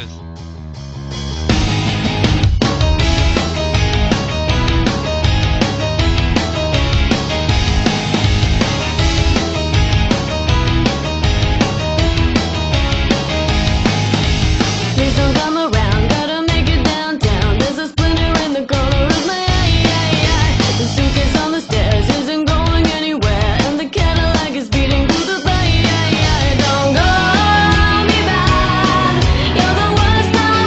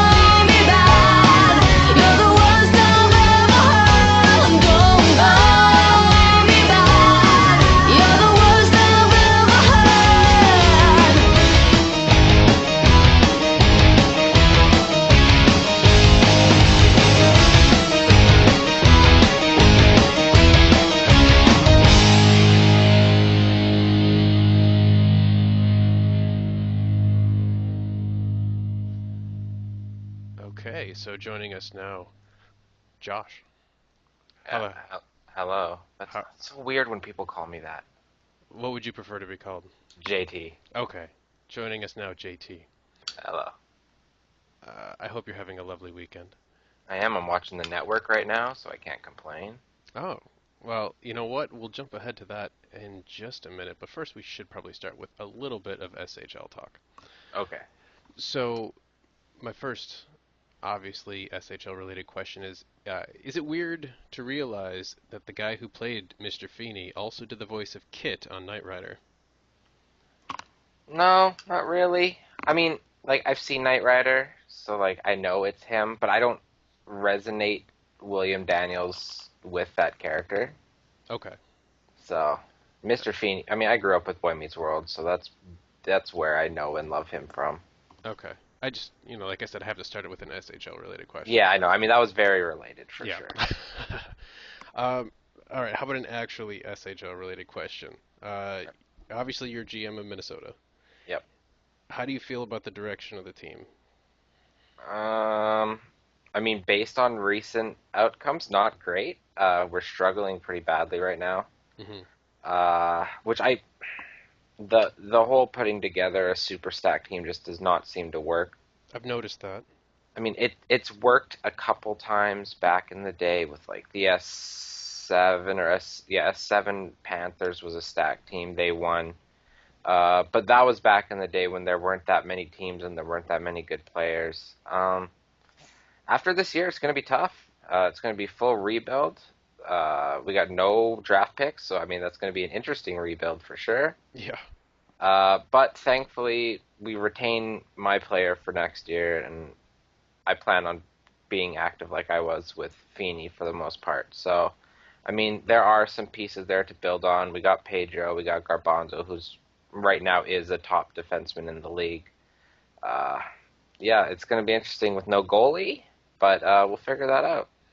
Yeah, that should be an interesting experiment for sure. Now, when you're building your team, you said your stack team doesn't seem to work as well. Do you look at it as, it's better to have an active top six and duplicate those forwards in the bottom two lines, or how would you prefer in terms of projected success? What I think it's not the idea that a stack team can't work. I think it's time management of the lines that there's an issue because you're trying to find time for 9 active forwards and 4 active defensemen. Hmm. The 4 active defensemen you can do pretty easily, but trying to give time to forwards when guys in this league have short attention spans, and if their player isn't the top guy, then they get frustrated, which I've noticed a lot of everybody wants to be the top guy and no one ever really wants to be a role player guy. Yeah. So that's where the issue comes in. I think if I could find a way to manage the times, then it'll be good. I still think we're going to make the playoffs mainly based on the fact that I do know how lines work. I've proven it that I can work the lines pretty well. And we do have a top goalie. It's just he just hasn't worked out yet. But the SHL sim is ebbs and flows. Eventually, he'll start producing, and he'll probably start producing at the right time. We're a second half team, anyways, so I'm not too worried. That's traditionally what I've run into in Seattle as well. I mean, we did a season and a half running four forward lines at 25% ice time because we were full of actives, and we had 5 active D, 2 or 3 active goalies, and up to 11 active forwards at any given time, and it really does get complicated. Yeah, because you're trying to manage people. That's where like a really good GM comes in is you learn to manage those guys. Yeah. I mean, sometimes you can't really avoid it. Like that was a big part of the trade that we made. That was Vuro Vladaris for Joe McKeel, because Joe, wanted a chance to be successful at the end of his career. As it turns out, Hamilton would have been a good choice. But and Vuro really wanted to play center. He didn't like being on the fourth line, but I tried to explain, look, you've got 550 TPE. That puts you 400 TPE behind our third line center. Right. That's it's going to take time. We've got an older team. Guys are going to retire, but if you're not willing to, wait 3 or 4 seasons, this probably isn't the place for you. Yeah, and it's the same with me when I had Kajerberg on the team. Hmm. He expected to be a number one center, even though I had a 900 TPE center already there who was still updating. Right. It's one thing to want top line minutes when you're a 900 plus TP guy who's updating and wanting it like Vladders did at 500 plus TP or Boom at 700 on right at the end of it, and that's when you move guys out. You got to move guys out who don't want to buy into your team concept, which Definitely. I think you and I share the same idea on that. So, and that's what a good GM does is I look at this as I like all the guys on my team, but I would never say that I wouldn't move somebody for the Hmm. right price. You have to do that as a good GM. GM teams that become stagnant are the teams that have GMs that never move their players. Right. And I mean, I always try to reward the guys who are going to be loyal, with long-term deals and keep them higher up on ice time and stuff like that. And I mean, look how many players usually leave Seattle. I mean, for us to lose Chara Broiled over the off season, that was shocking. Like that just doesn't really happen. We've got a whole bunch of people who, buy in like, hey, I want to be here the next 8 seasons. I'll sign for league minimum. I really like being here. But, it also makes it harder for incoming draft picks to really crack that lineup. Hmm. So, speaking of things that we have in common here, uh, let's talk some indie wrestling. Okay. You have a favorite promotion? Yeah, Lucha Underground easily.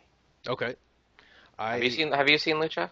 I've I watched like the last 7 or so episodes. I didn't really watch the first half of it or whatever it was. They did like 32 or something. Yeah. I watched the end of it and Ultima Lucha. Um, I definitely enjoyed it. Like the weird Spanish soap opera vignettes are. I mean, at least they're saying like, "Hey, it's a show," and not trying to pass it off as anything other than that. Yeah, the thing I like about it is it's like WWE in terms of how the production value is, but you're getting a lot better wrestling out of it most of the Definitely. time. Like you started watching a little late. I was just going back and watching Grave Consequences. It was a casket match. Oh, I heard that was fantastic. It's probably the best casket match ever. Yeah, I heard that was really, really good. And you should watch Aztec Warfare. It's like their version of the Royal Rumble. Yeah, well, there's a couple of podcasts I listen to every week where they recap stuff, and like just listening to them basically salivate all over it was like, all right, I'll give it a shot. Which podcast do you listen to? Talk Impact Radio. You should listen to Podswoggle and Heels and Heels. Heels and Heels is cool because it's two chicks talking about wrestling and giving Oh, their I've heard of that. Yeah. perspective. Yeah, it's good. And Podswoggle is the funniest shit. Dude, they get the host drunk on occasion, and he'll give us a drunk history of certain wrestlers. He may have the best memory of wrestling ever, and it's hilarious. I'll have to check those out. Yeah, it's very good. I But yeah, listen- Lucha Underground is easily my favorite. Okay. See, I go back and forth with different things. I mean, I don't really want to consider New Japan indie, but No, I don't Um, think it is. I think they're the best in the world in my opinion. Um, but if I'm going indie, I'd probably have to go with what I've seen of Lucha. That's got to be up there. But every once in a while, and this is a weird one, I have to say I've enjoyed Chikara shows. No, Chikara for comedic value, Yeah, probably the best. I watched the King of Trios last year, and I know that's actually this weekend that we're recording. Um, and King of Trios was just so entertaining. Yeah, it's probably one of the better tournaments that any company puts on. Yeah, I mean, was it 3 days? I think it was 3 days last year. Yep. And it's just some of like the matchups and just the utter nonsense. They get the referee running the ropes and throwing clotheslines in one of the comedy matches. It's very entertaining. And it's fun to see guys who like wrestled in like the WWE in like the early 2000s come in. Like I know they had the Spirit Squad at Right. one point and stuff like that. So that's cool. LAX cool- was there. Yeah, the cool thing about a lot of indie promotions is you're seeing a lot of the same guys in every promotion. Hmm. So it's hard for me to pick one that's like, oh yeah, this is the best because I watch ROH and then I watch something like PWG, and they're all pretty much the same guys are wrestling in both of those, Right. or they're all wrestling in Chikara. So that's mainly why I pick Lucha just because they're not really wrestling anywhere else. Unless you watch CMLL. Yeah, which I mean, I can't really watch wrestling that doesn't have English announcing, with the exception of New Japan, just because it's really really good. Yeah. So that's where I am with that. All right. So as a follow-up to that, do you have in your mind, and this is kind of a big question, a worker or two from some indie promotion that you could see being the next Punk or Bryan? Yeah, Zack Sabre Jr. Okay. Probably the best technical wrestler in the world. He was voted best technical wrestler last year since Bryan was hurt. Hmm. If you want a guy that's basically Daniel Bryan, like he's it, but he lacks charisma, which is the biggest thing holding him back. But he's also like 22 years old, Right. so he's got lots of time. Uh, who else? I mean, I like Moose from ROH. I mean, he's got a build that WWE would like, Hmm. similar to Uha. Yeah. So there's that. That would be an Um, interesting team. yeah, like when we did that now defunct that never seemed to finish wrestling draft, I drafted Yes. both of them back to back because I just wanted to put them against each other to see how it would work out. Yes. Yeah, I noticed that you grabbed both of them. And I thought it was a Yeah. little early for Moose because I think he's a little raw. But, if you're projecting out a couple of years, that's probably right where he should be. Yep. I think if Nakamura could learn English, he'd probably be world champion, no doubt, because he has more charisma than anybody in wrestling does. Completely agree.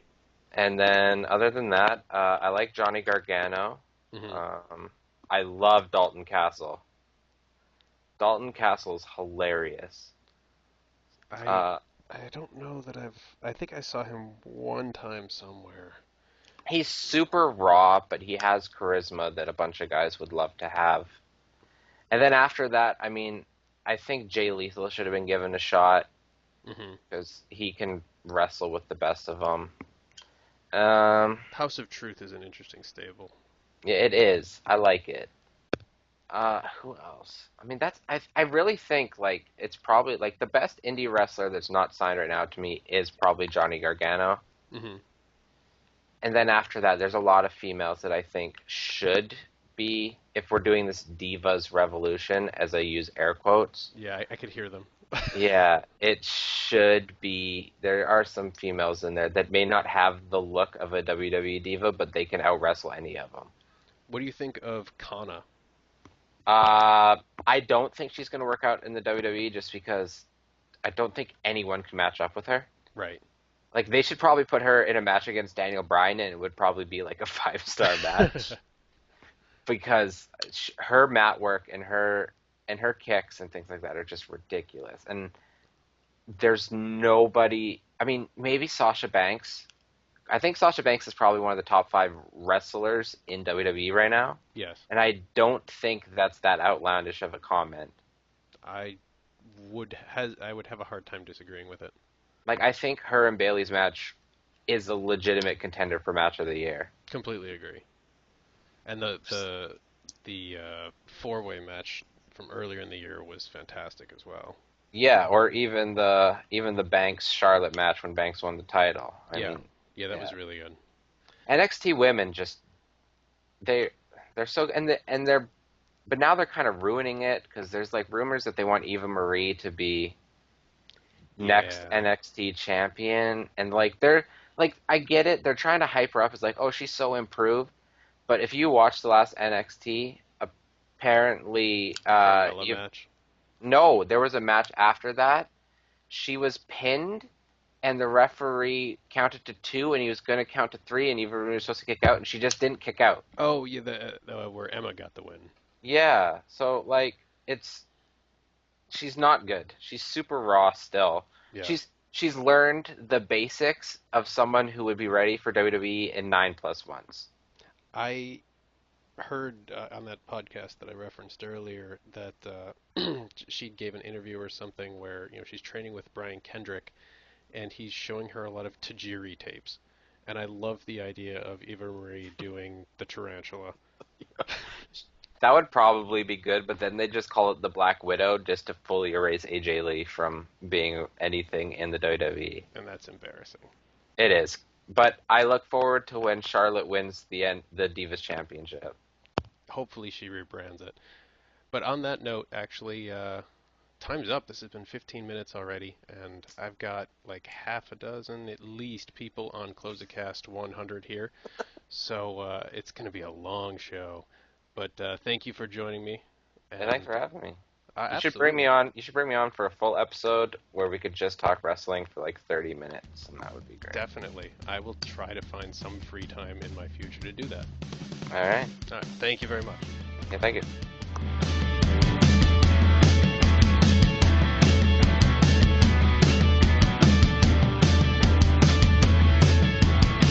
So we'll be taking our time, you know the back seats. Lovers wanna watch fall. Turn it over to the flip side, looking for your answers. You're out to crawl, and you'll tell all of your friends you met a little someone special who likes to dance. Ooh, but they'll be waiting for the kickbacks, ripping on the rejects they call their friends. And we sang. No, it's not that we can't feel. We're just hoping that's real. And it's not a place in time. We're just hoping that you'll find something we might have left behind.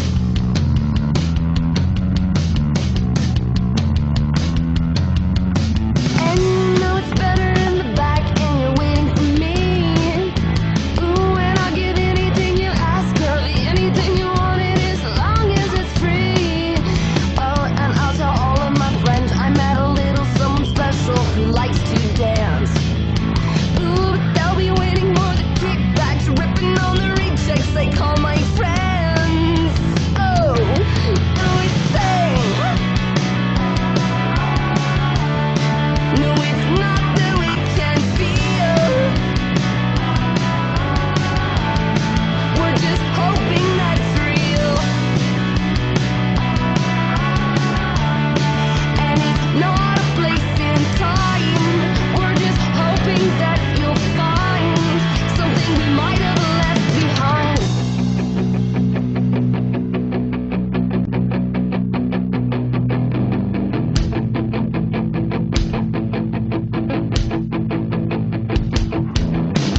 Tell me, do you like it? Tell me, do you like it? Tell me, do you like it? Tell me, do you like it? Tell me, do you like it? Tell me, do you like it? Tell me, do you like it? Tell me, do you like it? Tell me, do you like it? Tell me, do you like it? Tell me, do you like it? Tell me, do you like it? Tell me, do you like it? Tell me, do you like it? Tell me, do you like it? It's not that we can't see you. Tell me, do you like it? Tell me, do you like it? We're just hoping that it's real. Tell me, do you like it? Tell me, do you like it? It's not a place in time. We're just hoping that you'll find something we might have left behind. It's not that we can't feel. We're just hoping that's real. It's not a place in time. We're just hoping that you'll find something we might have left behind. It's not that we can't feel. We're just hoping that's real. It's not a place in time. We're just hoping that you'll find something we might have left behind.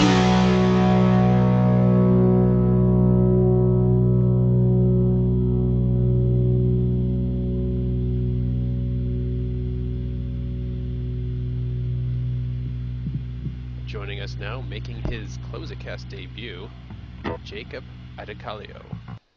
Boo, you suck. I agree. he Thanks for joining us. does so much. Well, I think it's fair to say you've had a legendary career in net. Uh, Legendary is a bit of a stretch. I have a ways to go. Can we go with elite? Sure, elite Okay. works. Um, I feel like a lot of people are going to say that that's egotistical of me, but I think elite would work for me. Okay. Well, I said it first, so it's fine. Yeah, I'm following your lead. Just Absolutely. remember that, Yeah, you everybody. remember that time I beat you in the playoffs with Dustin Rose? That was pretty awesome. What, like the 4 times that you did that? Yeah, wow. The time that we won the cup. That's Oh yeah, that one. I yeah, just remember that it happened over and over and over, and it kept pissing me off.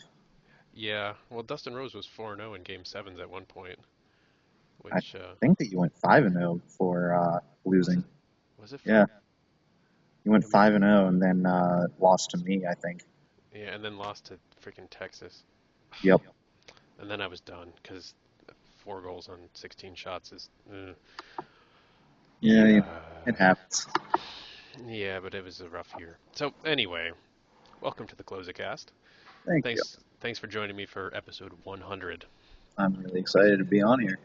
It's a really interesting podcast, and I've listened to it somewhat infrequently, but at least listen to it when I could, and so it's really nice to be here now. Awesome. Well, thanks for the kind words. Um, so let's jump in. We'll focus this pretty much on the goalie aspect because as far as I know, you've never had a different player here. I actually had two. You Uh, did. yes, I was in the season 2 draft as a forward, Jared Kenderly, the second ever draft pick of Manhattan Rage. And then I was in the season 8 draft as a first round draft pick, defenseman Yaroslav Sakaris Oh, I for remember the him. Western Platoon. Yeah, Wow. so I've been around a long time, just inactive for most of it. Okay. I didn't realize you were in season 2 though. Yes, Wow. All right. yeah, Well, I was around at the start. you're definitely best known for your time in net. I would hope so. If anyone knows me best as like Jared Kenderly, props to them. Like Spain's has forgotten about me, and he's the one who drafted me. Wow. Leo might remember you. He was here in season 1. He might. I doubt it. I mean, I wasn't all that great. All right. Well, maybe I the went name would back ring a very bell. quickly because Spain's is awful. We're not going down that route. So you asked me, and I was going to answer it individually, but now that I've got the opportunity to actually have you on here, who is your top, let's say, 5 for all-time SHL goalies? Oh, it's gonna be so tough. It doesn't have to be in order if you just want to throw names out there. That's probably what I'm going to do when I go through my list. I can throw out my number one, and then I can't do an order after that. Okay. But my number one's always been my Concho. Okay. He's currently the all-time wins leader, 299. One win away from that magical 300 that no one's ever gotten. But I'll be getting this season, just so you know. Yeah, no, I saw that. Early congrats to you on that one. Thank you. So he's 299. He played for like 15 seasons. Granted, like 3 of those were as a backup in Winnipeg, but that doesn't really matter that much. He had a 912 save percentage, 231 goals against average, and then in the playoffs, he was magical. He's second all time in shutouts with 7. He was first for the longest time. Since like season 2, he was first up until I started taking over on those. He had like 32 wins. He definitely did it. I don't know. It just happened. Wow. Someone just got out of class early. I think they're flocking to get your autograph, honestly. That tends to happen, SHL stuff, gets Yeah. gets you mad plus. Fantastic. So my number one is absolutely Mike Honcho. Do you think if I mentioned that to my wife, it would work? Yes. Dude, you have I no idea. I mentioned to my girlfriend about SHL, and she looked at me with such confusion that I was like, I'm totally going to play tonight. And then I didn't. Yeah. Uh, She was confused why you thought you were. yes. Nice. I was like, hey, baby, ain't I sexy? Look how many wins I have in this simulation. She was like, "All right, nerd, take a seat. We're watching The Voice now." Oh, wow. It collapsed so quickly. That's like when you watch those building implosions. All right. Well, Yeah, that's how romantic I am. Whenever I'm not with Buster. yeah. Well, A for effort though. Thank you. Um, I felt pretty good about it. yeah, you should. All-time winning in a fake hockey league is that's pretty impressive. Yeah. And I'm not even all-time games played leader. So Yeah. So there you go. You got lots of things to continue to add to your sexual resume. Sim hockey resume. Intentional slip I of the tongue. uh-huh. Uh-huh. So, honcho number one, who rounds out your top five? Uh, Obviously, I put myself up there. I am about to become the first 300 wins. I am third in games played behind Jester and Prickles. I am third in losses, which shows how much I've played. I am second in shutouts with 39. I'm about to become the second goalie ever to make 40. Ask has 43, so I'm about 4 shutouts away from being the shutout leader. And then I go to playoffs, and I'm the games played, wins, and losses leader, the save percentage leader since season 6, the goals against average leader since season 6, and the shutout leader all time with 12. All right, um, so I'm obviously to me in the top 5 now. The hard part comes whenever I get down to the other 3 in the top 5, because you obviously have to include Bride, the trophy for best goaltender is named after him. He had 213 wins. He was the guy who won it for like 6, I think it was like 7 out of 9 seasons he won it, and for 6 straight he won or something like that. So he's definitely got to be there. Brandon Sawyer is the best playoff goalie of all time. I may have all the numbers, but he absolutely was dominant in the playoffs. And so then it comes down to like, if I want to put Jester there with his longevity, if I want to put Prickles there because he's been kind of keeping up, he's about to become the all-time games played leader. He's only about 20 wins behind me in the leaderboard there. He has a slightly better save percentage and goals against or save percentage, not goals against average. He's not really a shutout guy, but neither was McBride. It's just something with Winnipeg; they aren't shutout people. And then I might be able Except to against put us. 4-4 there. that's that's your fault. You gotta up the offense against them. No, Let's no, go no, all no. 0-0-5 across the board. When we got swept, I mentioned this in one of the other sections, so apologies to those listening if you're hearing it again. But we got swept in the first round of the playoffs by Winnipeg, and he put up 3 shutouts against us, where we averaged over 40 shots a game compared to their 19 a game. So screw Winnipeg. It's strange stuff. Yeah, Um, extremely the frustrating. amazing thing is that kind of thing can happen, and Jack is so incredible that there's no like tampering calls, because like I remember back when Heist was simming, and like he didn't even make it to playoffs, and everyone was screaming it out, and it's just like that makes me feel really good that Jack is that well respected. Oh yeah, I mean absolutely, and I've watched a number of The Sims myself, and I know he's not doing anything, but it's like, what the Yeah, frick, this guy's got to go away. yeah, Like yeah. somebody just like Nancy Kerrigan him or something. Um, I hate playing Winnipeg. I understand that. I have no problem playing Winnipeg. I usually put up some of my best games against them in Calgary. I always hate playing against you in Los Angeles. Hmm. Isn't it Something weird though how it about just you.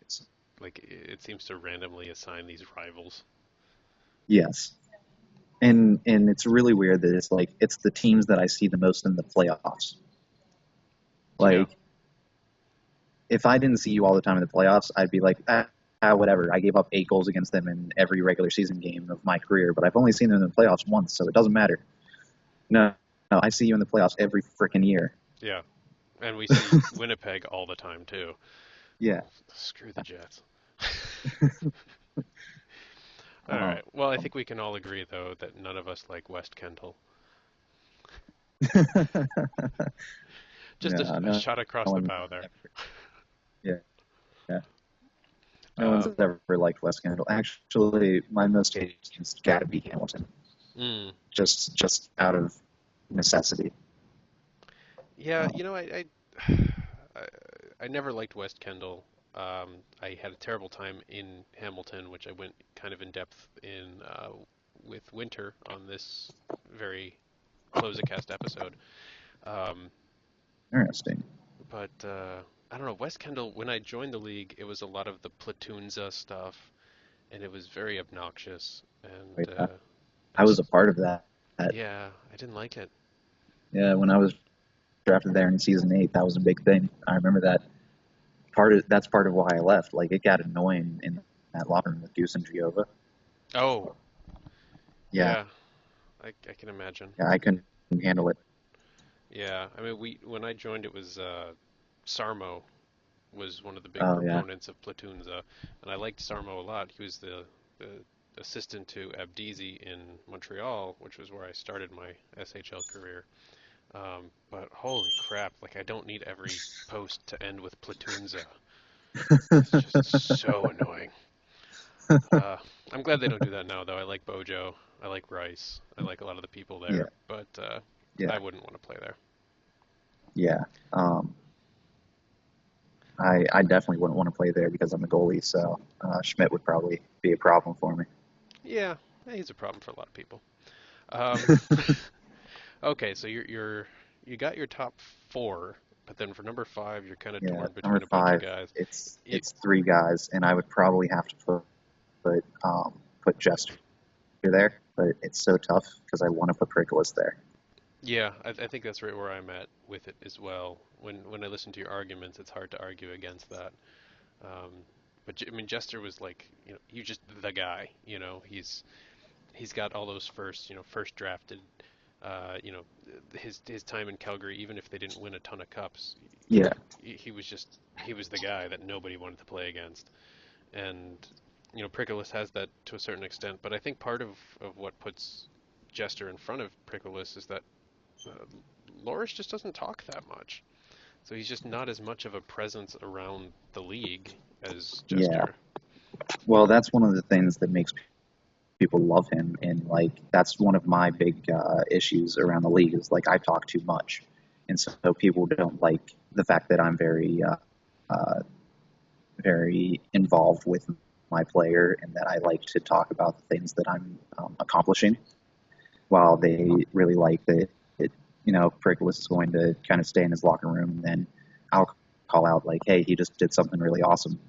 And Okay, so let me ask you this then. You got all these different accomplishments that you have either already reached or are about to reach. Which one is slash will be your favorite? The one that you're most proud of? uh, the one that I'm most proud of is season 15 being the first goalie to win the Mexico, and being the only goalie for the first 20 seasons to be an MVP. Like, that's something that is amazing to me that no one else can do. And like, I set the record in save percentage that season, and the record for goals against average, and all these things. And it was just like that's the one season that always stands out to me. It was my second season in the league. I managed to get over 30 wins. I managed to set all these records, uh, and I won MVP. Oh, seems like we're having some more But difficulty here. Okay, so apologies, we're having some technical issues here, but I did want to bring uh, Jacob back on here for a second just to give him a final congratulations on a fantastic career, regardless of if he retires today or in 10 seasons from now.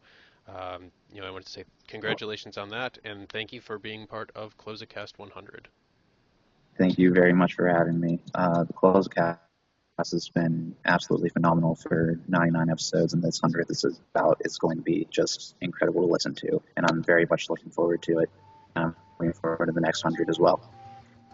Well, thank you very much, and good luck this season. Thank you. You and you too.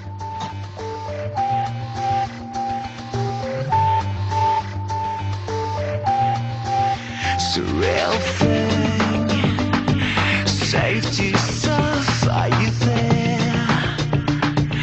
Are you there for me? By my side, an angel touched a bullet wide. It feels right on a beach when you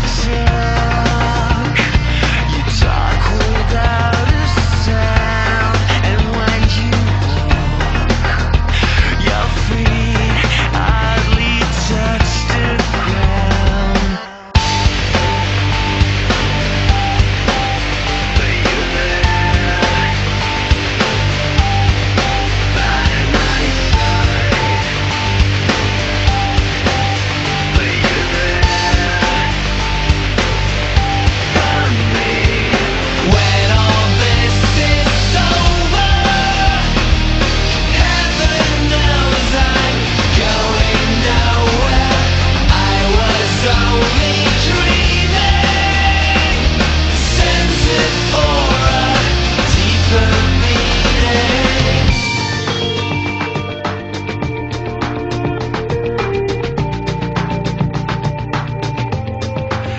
It wears off like lipstick on your skin, like a day that won't begin. Waking up, you can't remember where you've been. But you're there by my side. But you're there for me. When all this is over, heaven knows I'm going nowhere. I was only dreaming, sensing for a deeper meaning. When all this is over, heaven knows I'm going nowhere. I was only dreaming, sensing for a deeper meaning.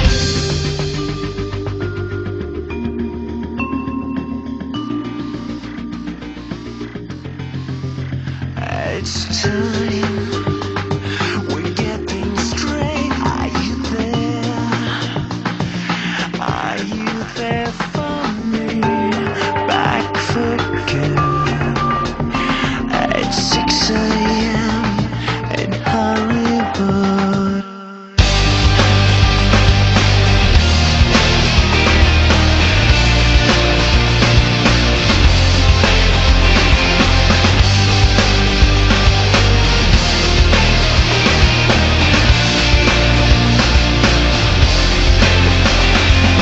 When all this is over, heaven knows I'm going nowhere.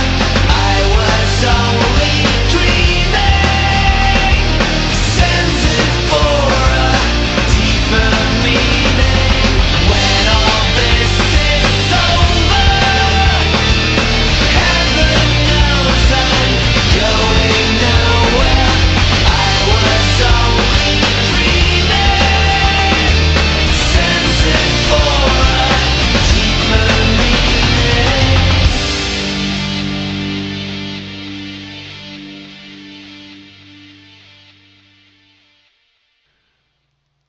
Joining us, GoreLab/GoldLab/Steven Jalopsky. Get a load of me, no control of me. Get your weight up, not your hate up. It's Gore is in Violence, Lab is in Science, aka Steven Jalopsky, aka SHL's most hated. GOB, what's up? I'm just hanging in there, you know. Living the dream, as people like to say around my parts. I smell you. Gross. I hope I'm not that bad. I did shower last night. I hope you're having a lovely day, though. It's been alright, thank you. And yourself?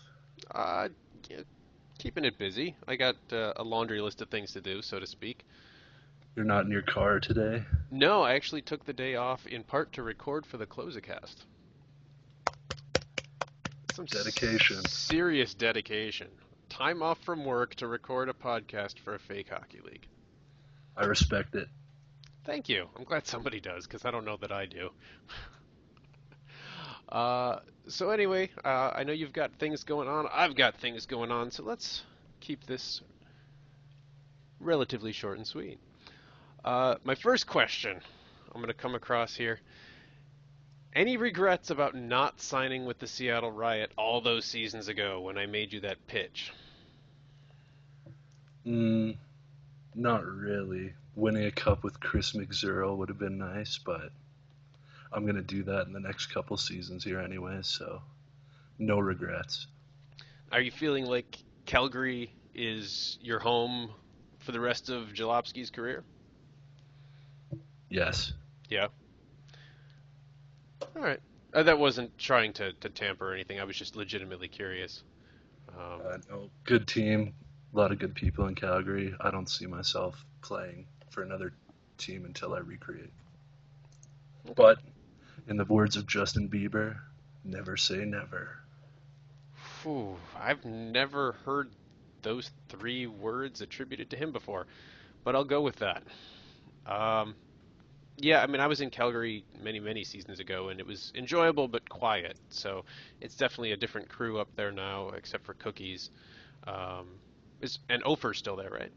Correct. Okay, so Cookies and Ophir were around, but they were both pretty quiet. I think Ophir was brand new to the league when I was there. So it was quite some time ago. So let me ask you a different question. So I don't believe you are still part of the media group in the SHL, but you were at one point head media guy. Indeed. You were in charge of... For 10 seasons. Yes.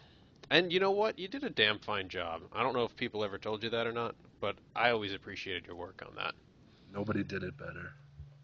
I would probably say that's true. So you did that for a while. You did SHL budgets for a while. You did VHL budgets. Still do. Still do? So is that something that you just kind of fell into, or you have an actual legitimate interest in the budget side of things, or backstage business of sports kind of thing, or what's the story? The story is ultimately when I first joined SHL, I was looking for a means of income, found the first 2 jobs I could find pretty much, ran with it. And that's pretty much it. I have no interest in finances or accounting or anything like that. It's just easy work, as I like to say. Interesting. See, I expected there to be you went to school for it, or you were forced to take a finance class, and you thought, well, this would be good practice, or something like that. Nothing like that. So it just happened to be what was open at the time. Pretty much. Interesting. Well, you did a damn fine job with both. I appreciate it. Thank you. Just for my own curiosity, do you find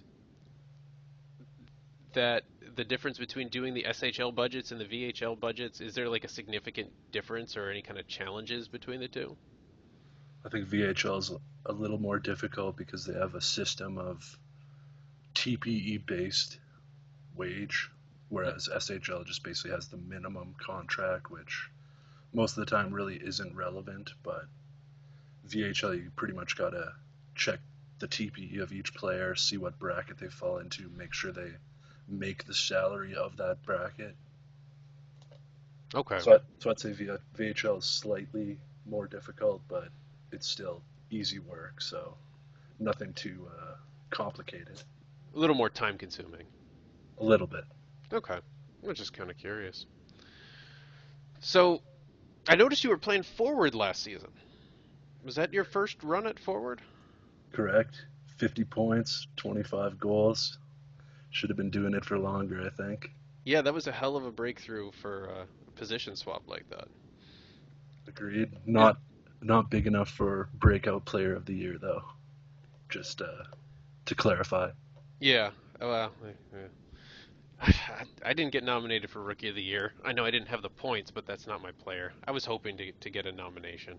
Just Yeah, I mean every year people get snubbed who rightfully deserve it, so I don't really care, but I just like to cause trouble.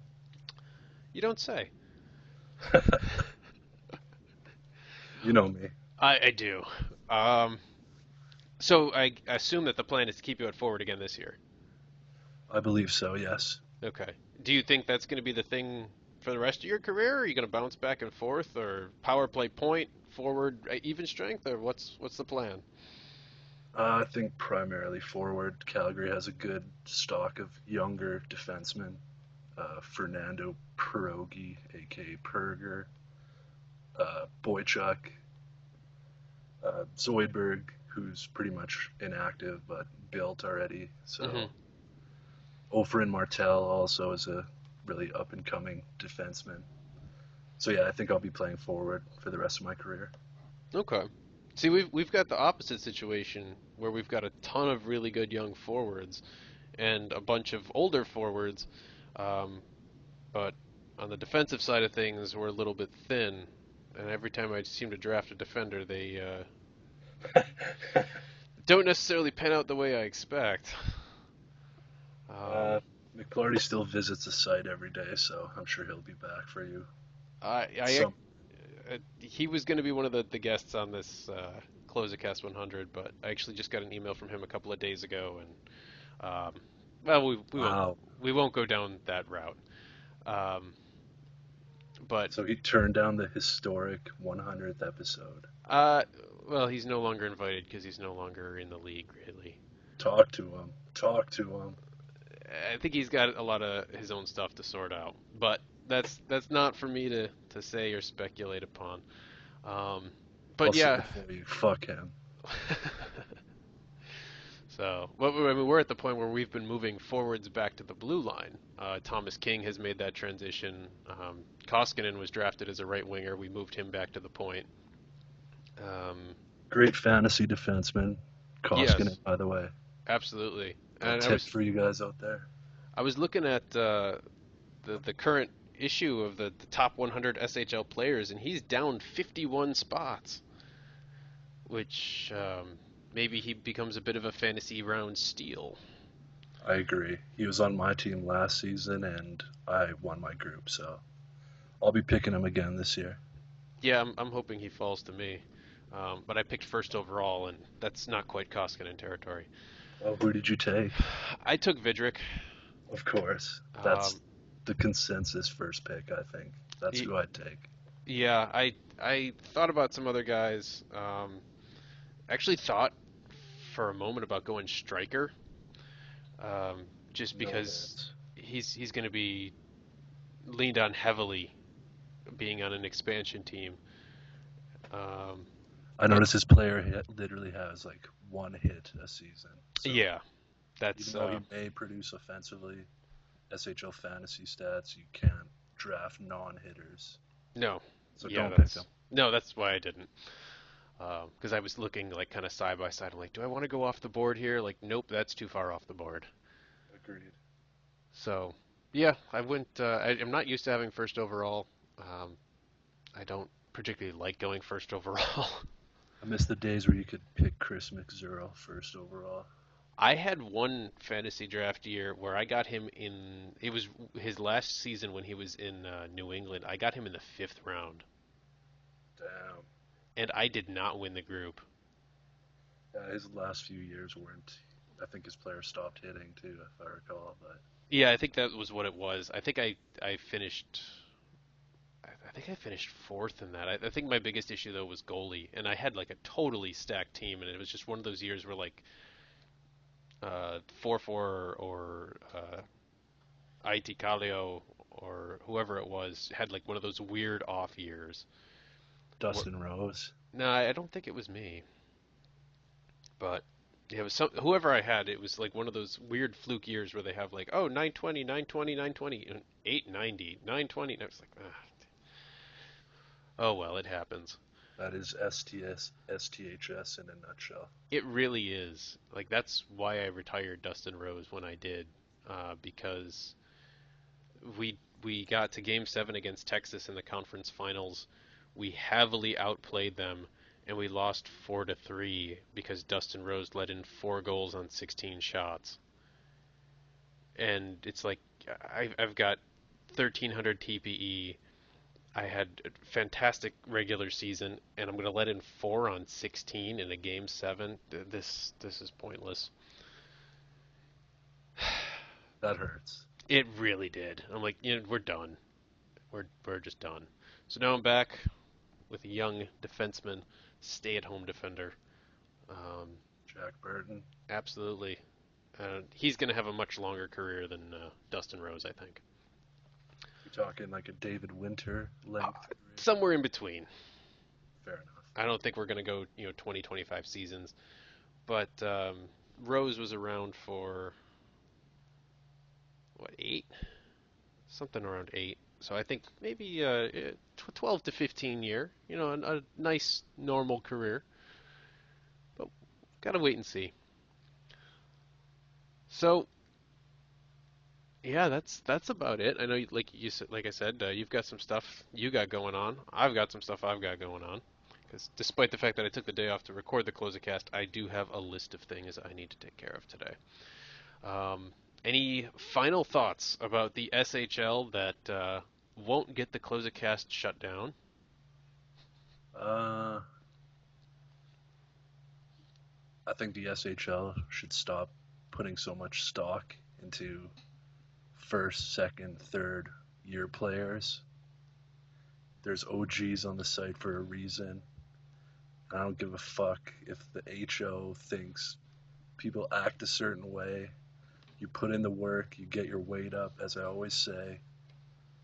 That's what SHL should look for when it looks for people to help the league. And not some like fly-by-night, like Care Bear goody-goody. Oh, hello, I'm new to the league. How are you today? No, because that's McPlarty is a perfect example. Look where he went on the SHL. So fuck D Park and fuck the head office. That's my opinion, not shared by the Klosecast. And that's about it. All right. Well, thank you for the disclaimer on that. No problem. I might have to put your section of the Klosecast as the final section. Oh yeah, one more thing. Yes. Anyone looking for player representation, Lovell Kunkel Agencies, the #1 player agency in the SHL. We're always looking to expand our roster. So if you want to get good money out of your stingy GM, holler at me. PM, Gold Lab. It's going to be Gore Lab again soon, hopefully, but you know where to find me. You're a hard guy to miss. Exactly. The most electrifying man in simulation hockey league entertainment. I like it.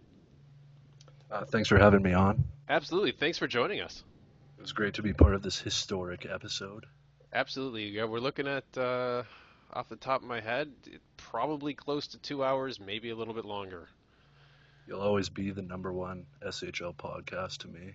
Hey, you know what? I legitimately appreciate that. Thank you. That means a lot. And thank you for your somewhat entertaining podcasts over the years, I guess now, actually. Somewhat entertaining. You just said I was the best, and now I'm somewhat entertaining. That pretty much speaks to the quality of all SHL podcasts. Yeah, I mean, I guess recording in the car does make it a little rough. I like it. Makes it unpredictable. Yeah, I will go on little tangents sometimes. But so that's just the way my brain works. So, again, thank you for joining us. Good luck with the rest of your career. Good luck in Calgary. And here's to another successful season at Forward. Thank you. And everyone, keep your sticks on the ice. Nice red-green outro right there. Yep.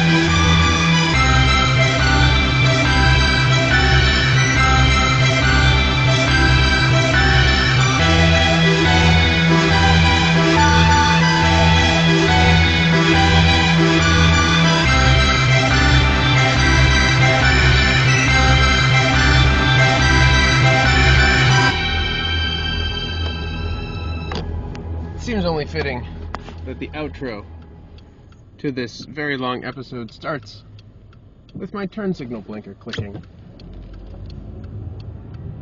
I've made recording from my car quite the habit over the course of this podcast series. So it's only fitting. Here, you want to hear it again? There we go. That's me waiting to turn right. So that's it, guys. You listened to a very long episode.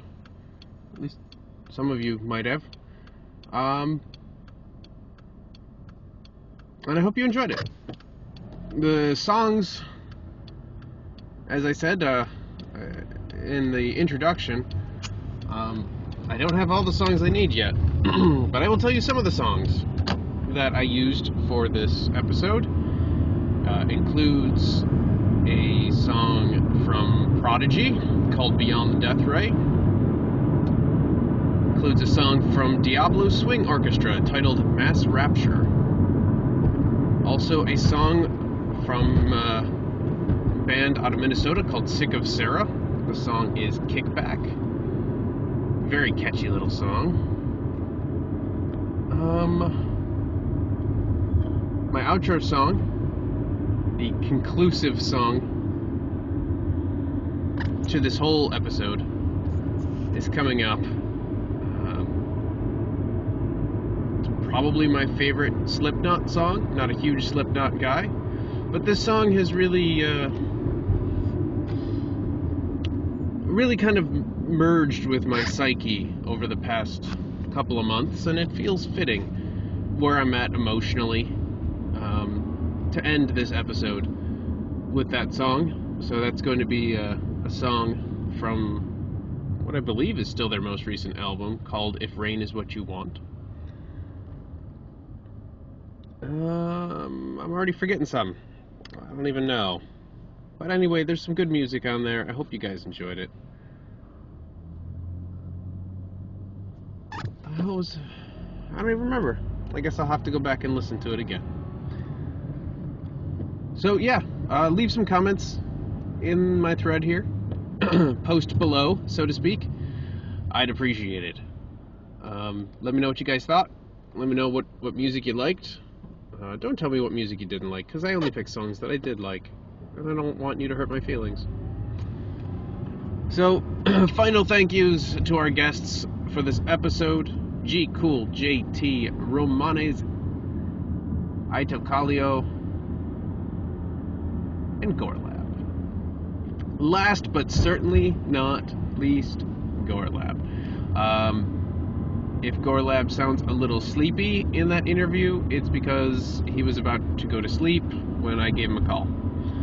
So, I thought he held it together well, considering he was half asleep. And I think he made his points clear. So with that in mind, thanks to those guys. Thanks to the bands whose music I shamelessly stole for this episode. Thanks to me for actually doing this. It's been an enjoyable experience, I think. And thanks to you, viewers like you, as PBS might say. Without you guys, there would be no Klosecast. So, thanks for listening. I'll let the sweet sorrow of Slipknot, alliteration not intended for what it's worth, carry us home. And we will talk next week for Klosecast 101.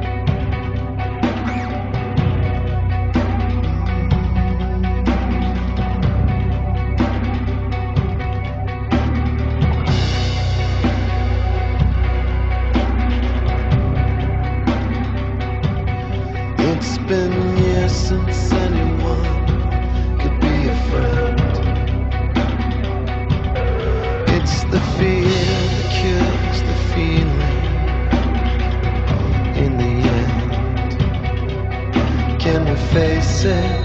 Can we shape it? Can we really die? If rain is what you want, all you have to do is close your eyes.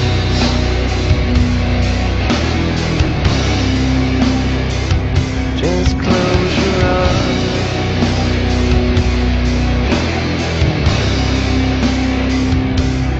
I am watching resurrection start to crawl.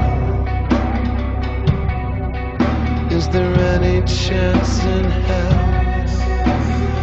Any chance at all? Do we need it? Do we see it? Is it really there? If rain is what you want,